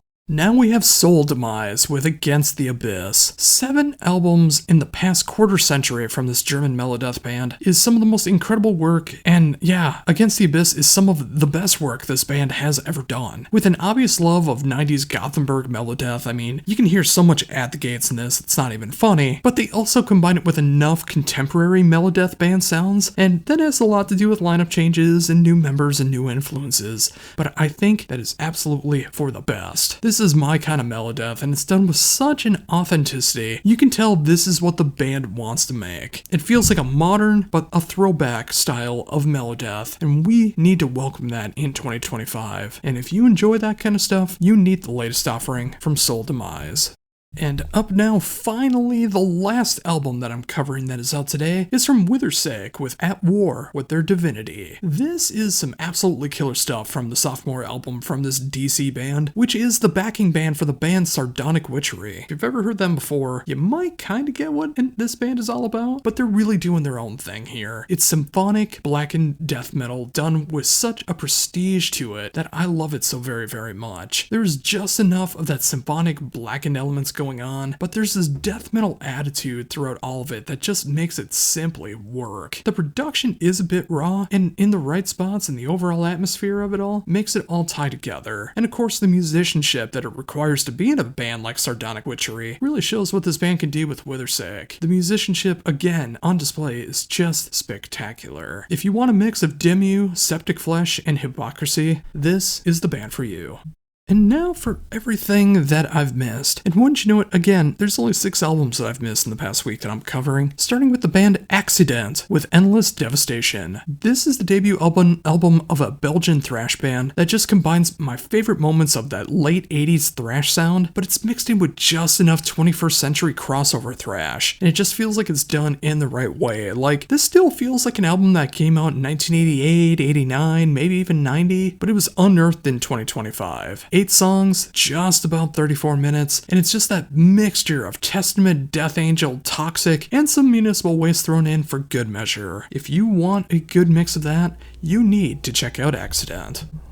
Now we have Coheed and Cambria with Vaxis, Act 3, Father of All Make-Believe. And, you know, it's funny when it comes to me, this band has had 11 albums since 2002. I'm so familiar with Coheed and Cambria in my past. I know Joey Eppard of the band 3, who happens to be Josh Eppard's brother. I played a show with him. We jammed together. It was awesome. But still, through all of this time, I've never really truly gotten into Coheed, and there's absolutely no reason for that. I've loved everything that I've heard from them. They've just never become a band that I've really gotten into for whatever reason. Well, this album has actually made me decide to actually go back and check out the other 10 albums that I feel like I've really missed out on. Yeah, I've covered albums in the past, but I need to go back and really truly appreciate them. This one did that for me. Is it their best stuff that I've ever heard? I wouldn't really say that, no. Like, it does have the Coheed stuff that I do like about them, the prog rock, rock, the hard rock, the alternative stuff, and the emo sound. But they also start to incorporate some stuff that I haven't heard them kind of do before. Like, there's a little more electronic moments going on here. There's some indie rock moments going on here. Some garage rock stuff that probably isn't really my bag. But when Coheed does it, I don't have a problem with it. I enjoy what they're doing. And yeah, I do like the heavier stuff that they did. I like the more emo stuff that they had done. So this is a bit of a left turn from what I would normally imagine from them. But I need to go back and check out the rest of their stuff. I know a lot of people have been not really keen on this album, but this is the album that's making me want to go back and appreciate Coheed. So if a band like this, who can tour with a band like Between the Buried and Me, and then go and tour with a band like Taking Back Sunday, and you don't question either of those choices, I think they're doing something right. This is some stellar stuff, and I can't wait to look back at this album at the end of the year and see what my real true thoughts are on it. And in that time, yeah, I need to go back and check out Coheed.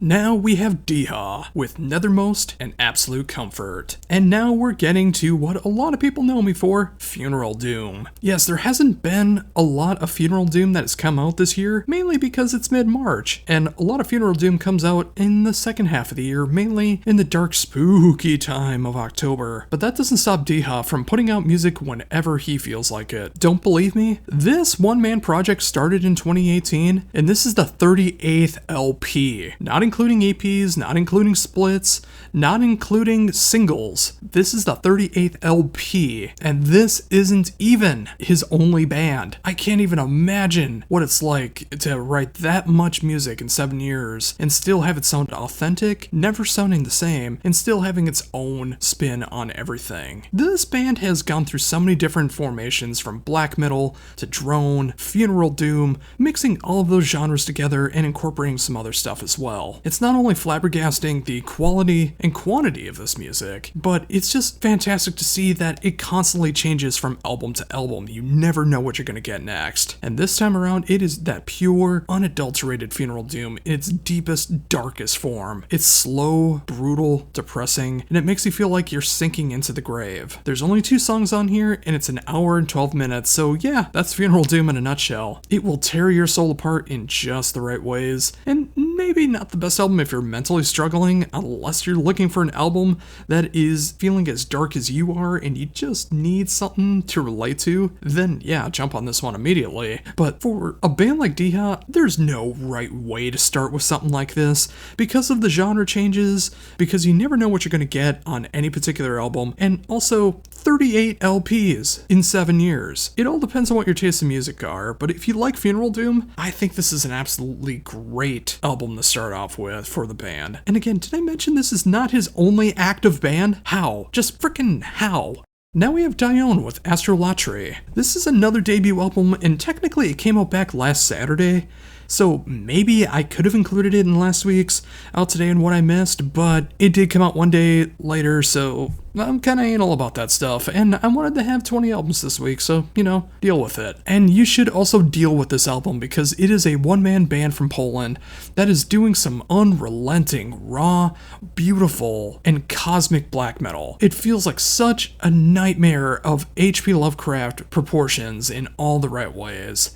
It's 8 songs, a little over 32 minutes, but it's my kind of cosmic and raw black metal thrown together. It can win over the most true and cult of black metal elitist. Trust me, just go into this one. But with enough intrigue to bring in other kinds of black metal fans as well too. Like, I don't think all Harakiri for the Sky fans are gonna be into Life Lover, and vice versa. When you close your eyes and listen, it feels like you're trapped in the horrors of outer space, just like I mentioned with the H.P. Lovecraft references, and you're about to be devoured by the void, or the great old ones, you know, whatever happens first. If that ever happens to you, I think this will be the soundtrack that you should put on, but just in case it don't, I still think it's an awesome display of how to do raw and gritty black metal in 2025, but still with enough authenticity to not sound like it's ripping off the early days of the genre. Give this one a shot if you dare. It gives you hope that in one of the most evil genres in music, that you can still put out quality music.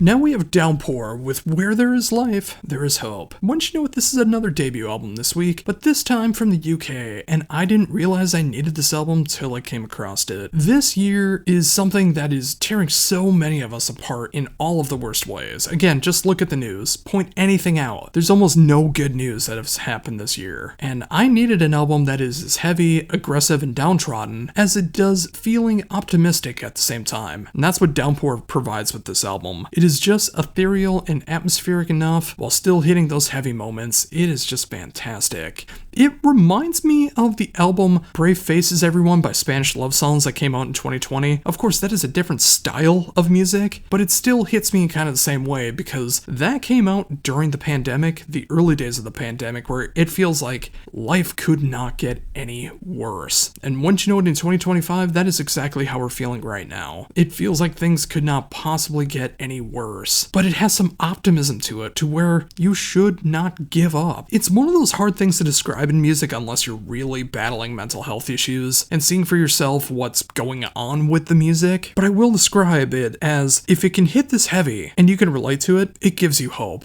And it really feels like we need that these days. We need to keep trying, and if you dig melodic hardcore, melodic metalcore, you need to check out Downpour. They deserve to be huge in the genre, and given time, I think they will be. And finally today we have Sepulture Curse with Crimson Moon Evocations. This is one I've been meaning to get to for a little bit of time as well, but I'm glad I'm finally getting to it now, because it is one of the most brutal albums in blackened death metal that I've heard in 2025. And of course, where else can you get blackened death metal like this other than Finland, combining the best elements of the haunting elements of black metal with the punching displays of death metal all rolled into one incredible album. The songs know when to go into a full-on assault and when to slow back just enough to show off some melody while never losing sight of what they're trying to do. This is a magnificent display of what blackened death metal is all about in 2025, and the band just continues to improve on every album that they do. This is easily some of the most intense music of the year so far, from its production to the heartfelt musicianship and everything in between, plus those vocals. Wow, those vocals. Yeah, this is blackened death metal, and this is the album to beat in blackened death metal for 2025. I really want to see the heavy hitters try to beat this one this year.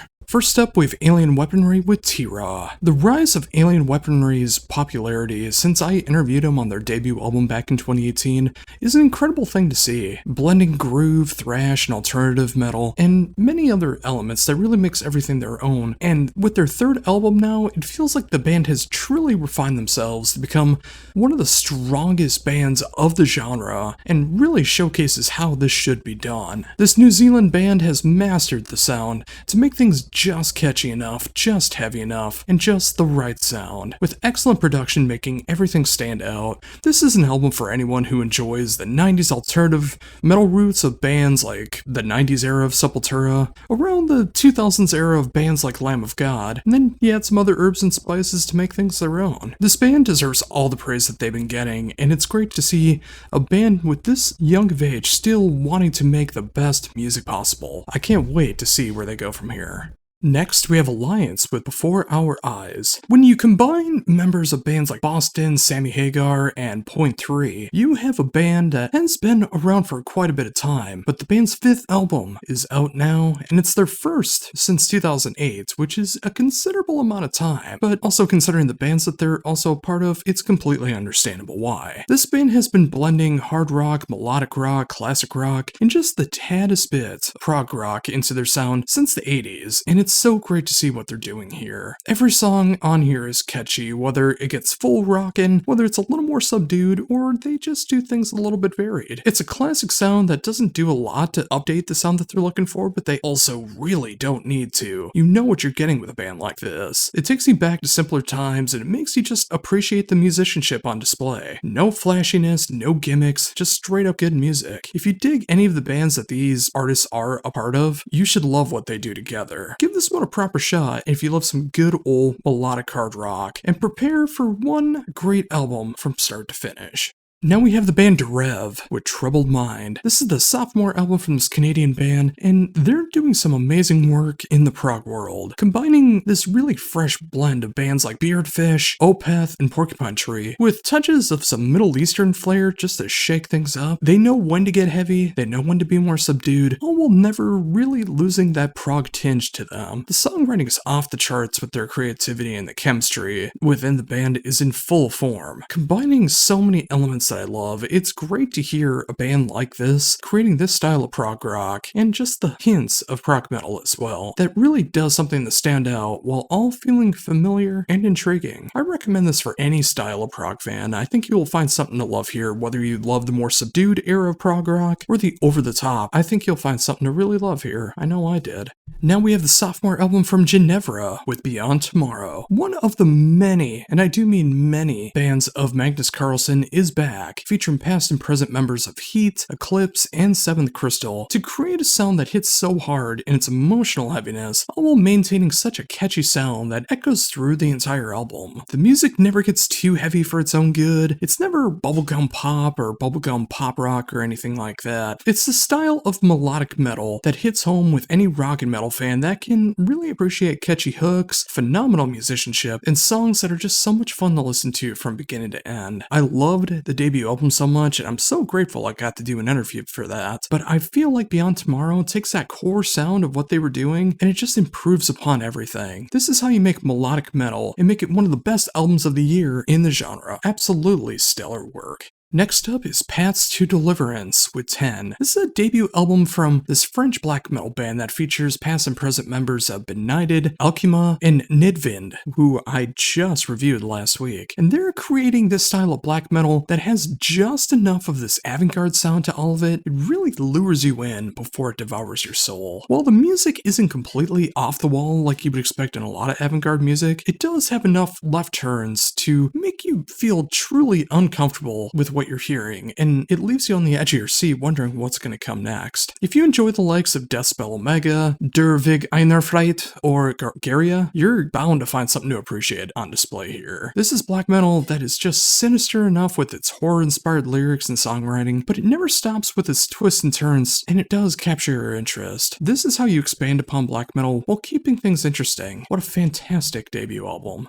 Now we have Severed Angel with When Eternity Ends. The third album in 3 years from this New York-based band proves that when you have the musical chemistry and inspiration, you must strike while the iron's hot. You would think with 3 LPs in 3 years that a band like this would start to settle down and maybe start to lose some of their creativity, but upon the first listen to When Eternity Ends, you see that is simply not the case. The songs are endlessly catchy and maintains a sound that can get heavy but never loses its hooks. The musicianship on display from everyone in the band is inspiring to see, and their blend of symphonic and melodic metal is an incredible thing to hear. This is just a phenomenal display of the genres, and it makes you want to hear more and more. Will the band continue this momentum and have a 4th album next year? Only time will tell, but until then, if you dig the symphonic and melodic metal genres, you need to check out Severed Angel immediately. Now we have Telepathy with Transmissions. The 4th album from this UK outfit in 11 years is a true sight to behold. Their blend of atmospheric, sludge, and post-metal mixed together in with some really intellectually driven cinematics and the occasional avant-garde moments makes this mostly instrumental band one to really keep your attention, even for those that need lyrics and everything that they listen to. The songs have a way to be able to twist and turn in ways that you just don't see coming at all, and while taking those arrangements and making them so pleasing to the ears, it feels like a soundtrack to a grindhouse film that you haven't seen yet but you really want to see. Be it songs in the normal time lengths or even 15-minute epics, the bands never lose sight of the sound that they are trying to make, and they continue to improve on every release, making this truly the best album that they've done so far. Give this one a shot if you want to hear one of the best cinematic and post-metal albums of 2025 so far. Now we have the self-titled debut from Vigil Hunter. This is some excellent progressive power metal that takes you right back into that heyday, that beginning era, the 80s era of progressive power metal. Featuring Alex Panza of Hitten, this debut album hits everything that I love about bands like Sanctuary, Faint's Warning, Crimson Glory, and Sabotage all rolled into one. They take their catchiest moments but also create some really hard-hitting music along with the genre. Between the soaring vocals, the guitar salts, and just the right amount of double bass fury, Vigil Angel Hunter is a band that anyone who enjoys progressive power metal, no matter what era, needs to have on their radar, and I mean right now. This gets better on every single listen, and I know it will for you as well. Up now, we have Wolverine with Fastlane, and this is a band that we all need in 2025, and I mean that seriously. This Austrian band takes the best elements of hard rock, punk, and the occasional metal moments and creates a sound that feels familiar to the past, but it's updated just enough for today. It's just endlessly fun to listen to over and over again. When you think of a mixture of bands like Girl School and The Runaways, and some other mixings that just feels right, the chemistry on this album is insane, and the songwriting just keeps getting better and better the more you listen to it. This is just an album that makes you want to rock and roll no matter your era, no matter how heavy or light you like it. It just has something for everybody. Sometimes it's all we really need to have a good time. And if you need a good time, and in 2025, who doesn't? Check this one out.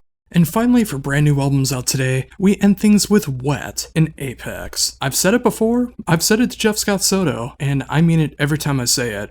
This is my favorite Jeff Scott Soto band, and I'm so glad to see that they're back with their 5th album, and it's everything I love about the band, and even more. The songs are endlessly catchy, and they're done with just enough melodic rock, melodic metal, modern metal stuff, and just the catchy elements to create this winning formula. I also appreciate the fact that Eric Mortensen of Eclipse and Nordic Union is doing more vocals on this one. He has such a great voice, and he does such a magnificent job along with Jeff. This is just an excelled way to make melodic metal from start to finish, from lyrics that have true meaning behind it in the songs, and they're also just fun, and they are meant for that live setting. I hope they give this album some proper live promotion. What continues to create some of the best work in melodic metal, and I can't imagine this won't be considered one of the best in 2025. I know it will be for me, but will it be for you? You'll have to check it out for yourself.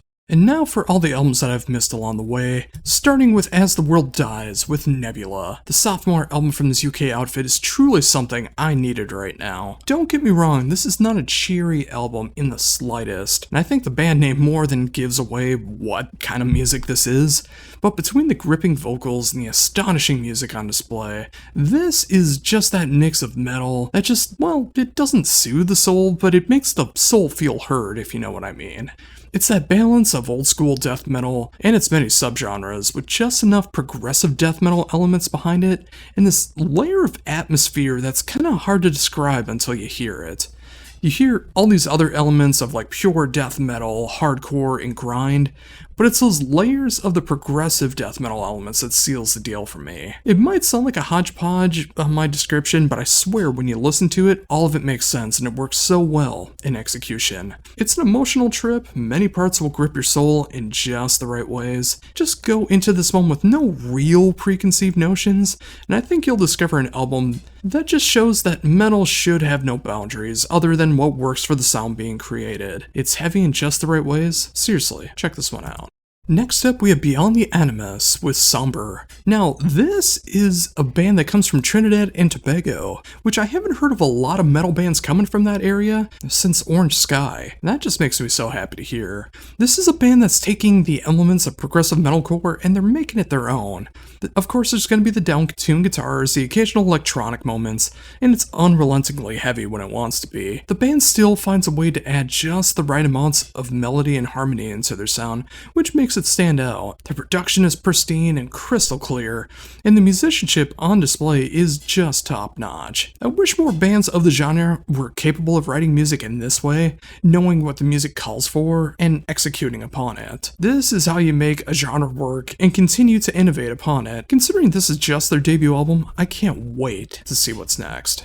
Next up is Kalesis with Fleshy Waves of Probability, another sophomore album, but this time coming from Greece, and it's a band that's combining the best of progressive, post, sludge, and alternative metal into this gumbo of music that is instantly intriguing and leaves you wondering what happened and where to get more of it. In what feels like when you combine bands like Mastodon, Intronauts, and even bands like the Mars Volta, well, at least musically, not really vocally, this is a band that is truly innovating what progressive can be by never writing the same song twice and playing for what the music calls for, all while exploring what's possible. It can be catchy, heavy, left of center, all at the same time, which is no easy feat, especially when you want to push forward in a genre that is always in need of innovation. This is a fantastic album, and anyone that's looking for something in that progressive sludge genre will find something to appreciate here. Now we have Christian Mistress with Children of the Earth. The band's returned album after breaking up, and it's their fourth one overall, but it is such a welcoming thing to see. The band's first 3 albums were killer, and it was sad to see them break up when that happened at the time, but it looks like that time off did some really good stuff, as the band is now put out their best album to date with Children of the Earth, combining the best of their styles and that heavy metal, doom, and the occasional occult rock riff, and other fun elements all just rolled into one. It really has this rejuvenated sound, and I hope the band is here to stay. It's just dark and evil enough without ever losing its catchy elements that has always made them stand out. This is how you recreate that 70s and 80s momentum, but it feels so fresh and authentic in the 2020s. Again, I'm so glad they're back, and if you like this style of music, you need to experience the new chapter of Christian Mistress. Now we have the band Citadel with Dissension. This is the 3rd album from this New Jersey band. It's my first foray into checking out the band, but I'm already craving more. Hitting the extreme ends of progressive death metal, like really hitting the melodeath, metal black, and that progressive death metal genres all in this raw, dark, and emotional track that is worth hiking. This is the first album as a full-fledged band with a full lineup, and I really think it comes together quite well like that. I don't know if these songs were all written with the full band in mind, or if it's all Amir's solo work that's coming together as Citadel, but regardless, I really love what's going on here. And I only imagine with the other bands being able to incorporate stuff here, it's only going to get better from here on out. I can hear Edge of Sanity, Neaviscaris, Rivers of Nile, a little bit of Necrophagus in there, and it just seems to get better on every single repeat. If you need some progressive death metal in the more raw and emotional side in just the right spots, this is the band that's more than worth your time. Now we have another self-titled debut, but this time coming from the German OSDM realm, with the band Curse of Katru. And yeah, this is like pure old-school death metal in all the right ways. It explores just enough melodies and harmonies to prevent the music from being monotonous, but yeah, that old-school death metal sound is here on full force. The riffs on display are pure earworms, and the solos are just outstanding, and they fit the music perfectly. The vocals are so brutal, and the whole band just has this chemistry of making that classic death metal sound and just updating enough for today without losing any kind of integrity. If you want your OSDM filled with just enough melody and harmony, you need to pick this album out, and I do mean immediately. Up now we have Dark Driven with From the Unbeliever. This is a debut collaboration between some Israeli and Swedish members in this band, creating some of the best melodic death doom that I love. 2 members of Creamheld and the ex-drummer of Tomorrow's Rain just makes that perfect blend of melodic death doom that I hold so near and dear, as it is one of my favorite genres, and the band just does more than justice for the genre. It hits the right elements while adding some new layers of emotion that will break your soul if you're not careful. If you love bands like Tomorrow's Rain, November's Doom, and October Tide, you're in good company here. The songwriting on here is simply incredible, and I hope the band is here to stay, as I need more of this, and when that time comes for a follow-up, I'm going to be more than excited for it. I hope there is more melodic death doom in this style in 2025 coming up, but right now, this album is at the top of the genre for melodic death doom, and it's going to take some incredible work to knock it off the pedestal. Now we have Disharmonia Monday with The Dormant Stranger. Wow, this is some of the best metal death that I've heard all year. It's my first foray into this Italian metal death band, but it's left me astounded. The melodies and harmonies on display are phenomenal, all while finding a way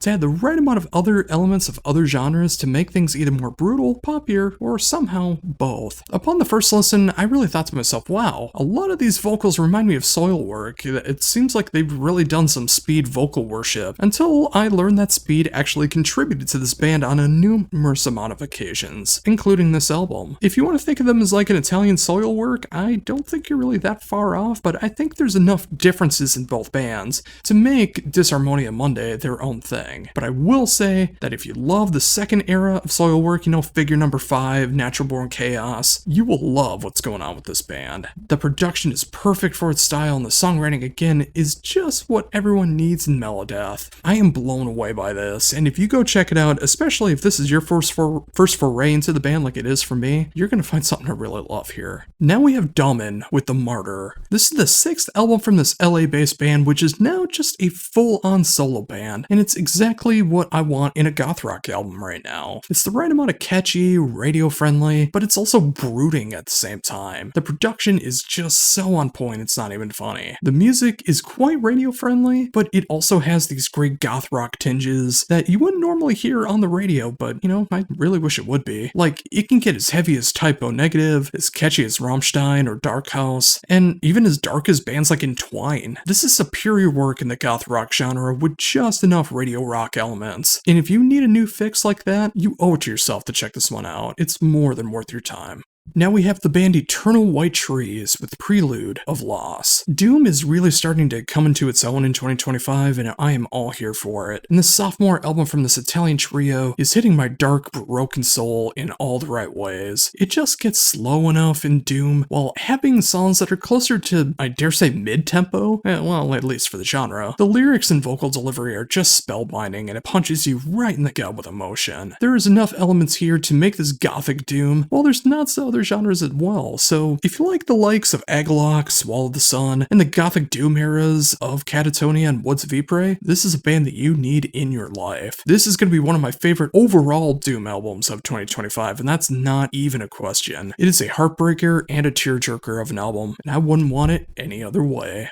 Now we have Fairy Duster with Far From Light and Time. Despite how this band name might sound, this is not power metal, it's not folk metal. This is like pure post-metal and doom metal in some of its heaviest forms. Every note here feels like it's coming straight from the heaviest parts of the earth, and it's trying to escape the earth by driving straight into the stratosphere with these otherworldly feels that only make sense as you listen to it. Imagine a mix of bands like Cult of Luna, Bison BC, and The Ocean, with those great elements of Isis thrown in, and you will start to get the idea. The music more than speaks for itself, and it feels like you're trapped in space with nowhere to go, and if you dig that style, that's exactly how you want it. This is some of the heaviest post-metal I've heard in quite some time, and this is essential for any post-metal fan out there.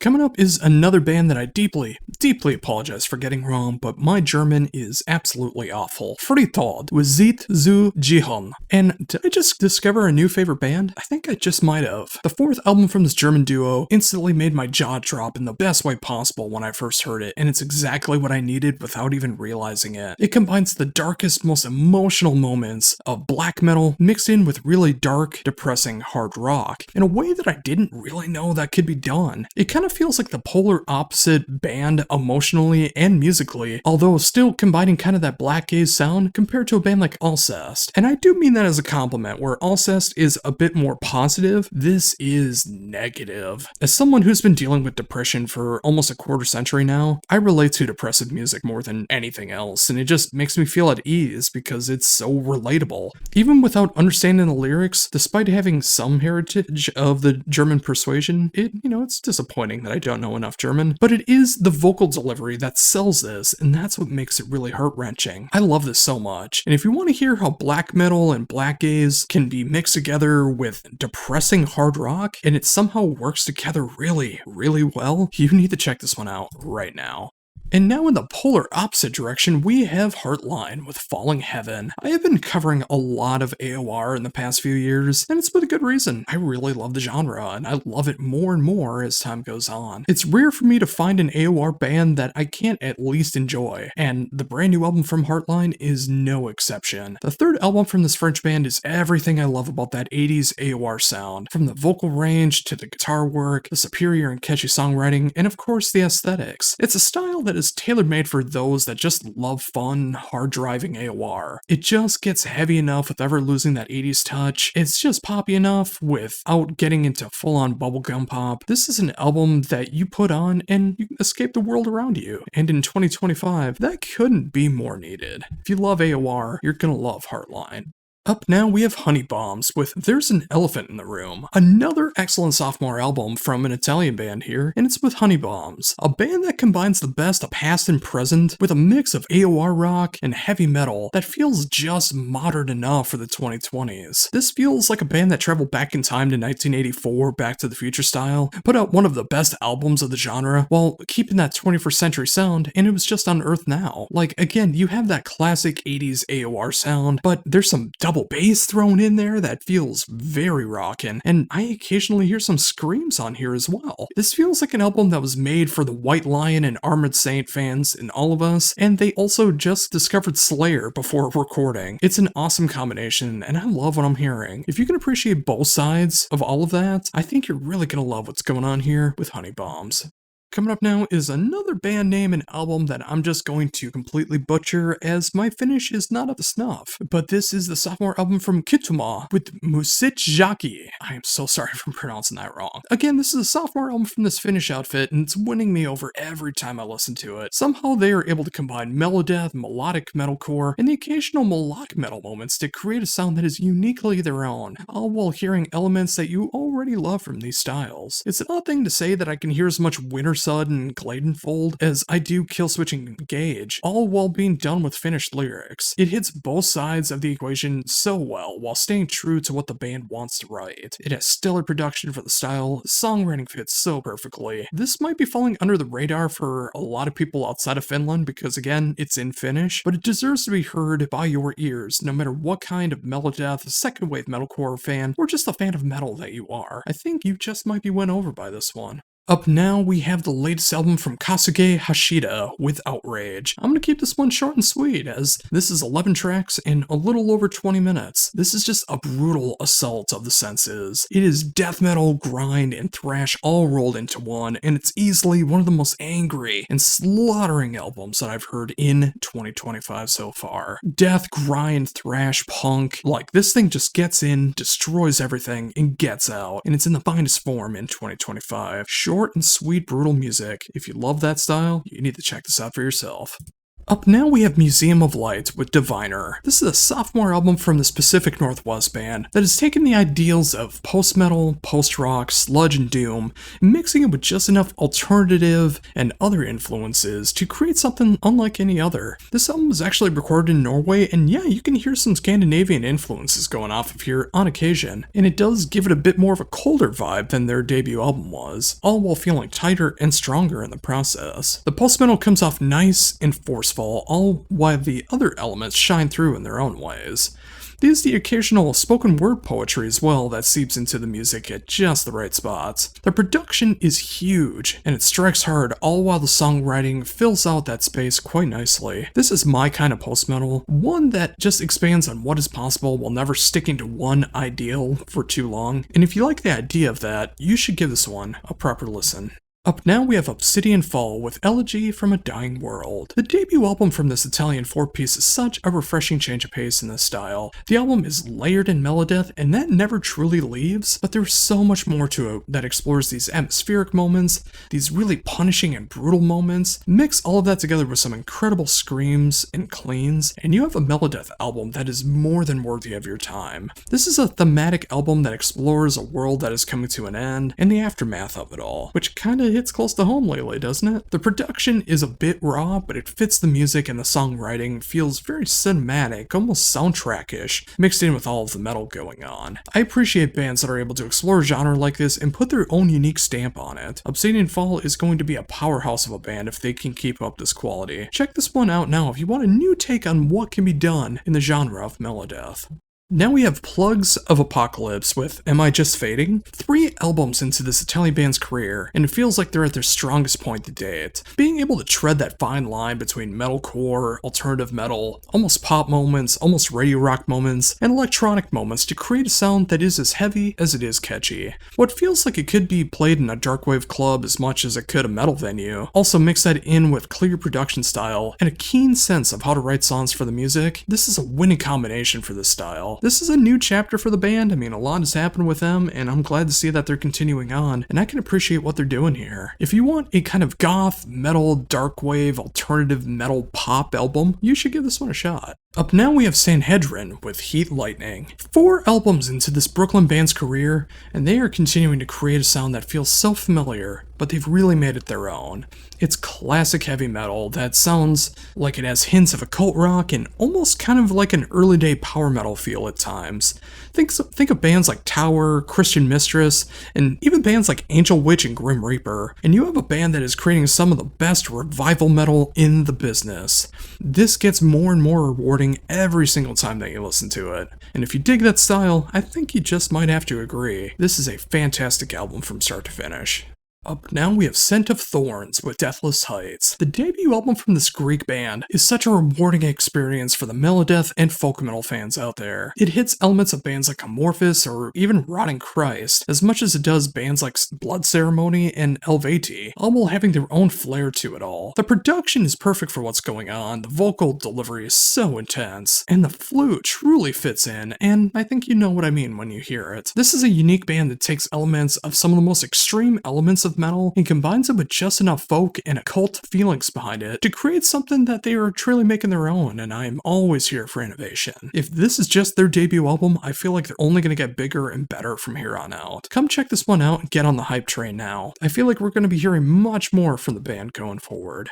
Up next is Somewhere in February with Phantom Sea. Oddly enough, the sophomore album from this North Carolina band did not come out somewhere in February. Sorry, I just had to make that pun, how could I not? But it came out last week, and the reception for it has been incredible. Their blend of instrumental progressive metal, taking moments from the heaviest ends of bands like Between the Buried and Me, the shreddy side of bands like Dream Theater, and the occasional genre bending in moments that remind me so much of olden day Scale the Summit, and you have some incredible music from start to finish. The band has been garnering attention since their inception, and I am so happy for them. It is all well deserved. If you want a refreshing take on instrumental metal, this is an album that you need to check out. I miss bands putting out music in this style with such authenticity, and it's great to see that here with Somewhere in February. Now we have Soul Spell with Spirits of Ghosts. This is a one-man band from Brazil, but it features so many different guest appearances from live and session musicians, and they're creating some terrific and majestical melodic power metal. As hard as it hits, it can occasionally add some quirky moments that you just don't expect, but it fits so well with the music. It can get crushingly heavy, it can get very orchestral and operatic, but it never loses sight of how fun the music is supposed to be. The obvious comparison to this band is the likes of Avantasia and Arion combined, which is a great thing as I love bombastic bands like those. And if this is your speed, you need to give this one a proper listen. It is a rewarding experience from start to finish. Now we got some very left of center music here with the band Spirit World with Hell Dorado. This is a different brand of North American folk metal, as I like to refer to it as instead of a band like Panopticon, which is focusing much more on like folk metal mixed with black metal but North American style, this is a mix of like hardcore country, hardcore metal, and do I hear some Ghost riffs in there? Well, a former live musician of Ghost is actually playing guitar in this band, so that would make a lot of sense. Add some thrashy and metalcore moments on top of all of that, and you have Spirit World. Now, the whole album isn't this country experience, although lyrically it does kind of have that vibe all the way through. And when you hear it musically, oh boy, it's there. This is my first foray into the band, although I might have heard a song or two in the past, but they have put out 2 albums before this, and I do find this quite intriguing with what they're doing. The vocals remind me so much of the band Blood for Blood, it's not even funny. And hearing that mixed in with the style is pretty cool to see. So if you combine elements of Ghost, Slayer, Blood for Blood, and country all rolled into one, you got Spirit World. Be adventurous. Check this one out. Up next, we have Streetlight with Night Vision, and once you know it, we got some more awesome Swedish AOR here, with Streetlight putting out their sophomore album, and it is just killer from beginning to end. It's ultra catchy hooks and melodies, it has vocals that just fit every song with ease, and it has that great late 70s to late 80s aesthetic that will never fade with time for me, and you have an album that is more than worthy of your attention, just as much as the new album from the Night Flight Orchestra. Seriously, if you love the Night Flight Orchestra, you're gonna love Streetlight. Everything you love about the genre is here in strides. 10 songs, a little over 43 minutes. What else could you possibly need? If you need some AOR to put a smile on your face, check out the latest album from Streetlight.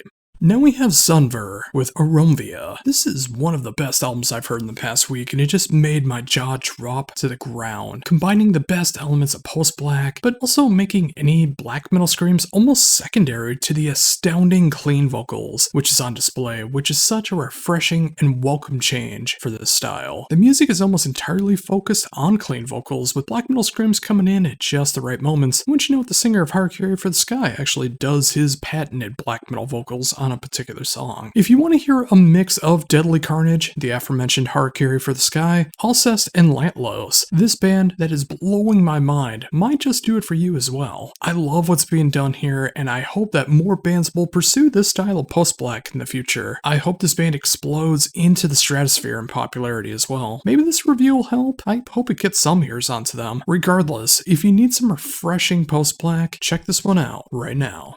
Now we have Terziel with Embodiment of Death. In what might be the feel-bad album of the year so far, the debut album from this band from the Netherlands has created an album that is filled with such hopelessness, dread, and the acceptance of death, pain, and anguish. It is not an easy listen for those reasons, and as someone who struggles so much with his mental health, this album is both an extremely rough listen and a cathartic one for myself. It hurts, but it's good to know that others feel this pain as well, so I do feel less alone when I listen to it. All that said, you match that up with some tear-jerking lyrics and a backing track of musical display that hits the heaviest elements of black and doom and tones of post and sludge metal, and you have an album that will mess you up in multiple ways. Proceed with caution on this one, and I do mean that. But if you like the likes of Amenra, Cult of Luna, or even more of the doomier side of things with bands like Funeral and Clouds, I think you're going to enjoy what's going on with this band. Again, just proceed with caution for your mental health. Up now we have Tiberius with Singing for Company, 2 albums into the Scottish prog metal band's career, and this might be the album that sets him to the stratosphere known as modern prog metal. It has everything that you want from the style, the crushing guitars, the odd time signatures, the over-the-top moments, and song structures that are just so satisfying to hear. All of this comes with one key difference from bands like Haken, Periphery, Tesseract, all of those stuff. 100% clean vocals. That's right, all clean vocals, and that's what makes it stand out amongst the rest. Sure, there's plenty of spaces that could have used some screams or growls if that's what you're looking for on the heavier side of things, but it's so refreshing to hear a band just use clean vocals, and it's quite needed in this genre. And those vocals are so powerful, and they hit in just the right spots. Mix that in with the occasional genty moment, but more akin to the likes of Haken than anything else, and you'll find a band that any prog fan, I think, will appreciate. Even the ones that don't like heavier music, I think will still find something to appreciate with Tiberius. These guys deserve to be huge, and I hope this will be the album to make that happen. If you love prog, again, just one listen, and I think you'll understand why this might be one of the best prog metal albums of 2025. Now we have Tower with Let There Be Dark. The third album from this New York City band is easily their best work, and it's not even close. This is what the band has been striving to do, and they nail it in every single way. Combining the best of that classic heavy metal, the occasional occult rock, some really great dark metal moments, some awesome atmosphere, and again, that revival metal sound, and you got one of the best performances in this style in 2025. Imagine bands that I've already covered, of bands like Christian Mistress and Sanhedrin from earlier in this exact video, but also add in bands like Merciful Fate and Warlock, and you have one of the best heavy metal albums of the year. 10 songs, 39.5 minutes of unrelenting metal. I couldn't ask for anything more in this style, and if that's your bag, I think you're going to enjoy this one as well. Finally, we end things with Valork, with The Circle. And again, we end this with the third album from this Italian folk metal band, and this is my first foray with the band, but I really wish I would have heard them sooner, as this is my kind of folk metal. The vocals are just so powerful and they hit in just the right ways. The music accompanying everything is just majestic and gorgeous. The songwriting is just what it needs to be effective, and the production is so rich and so full. This has everything that I want in folk metal, especially in this style. The clean vocals, the engaging instrumentation, and just an otherworldly feel that you just can't duplicate. I need to go back and check out their other 2 albums, but until then, if you are a folk metal fan, I think you're really going to appreciate what Valork has in store.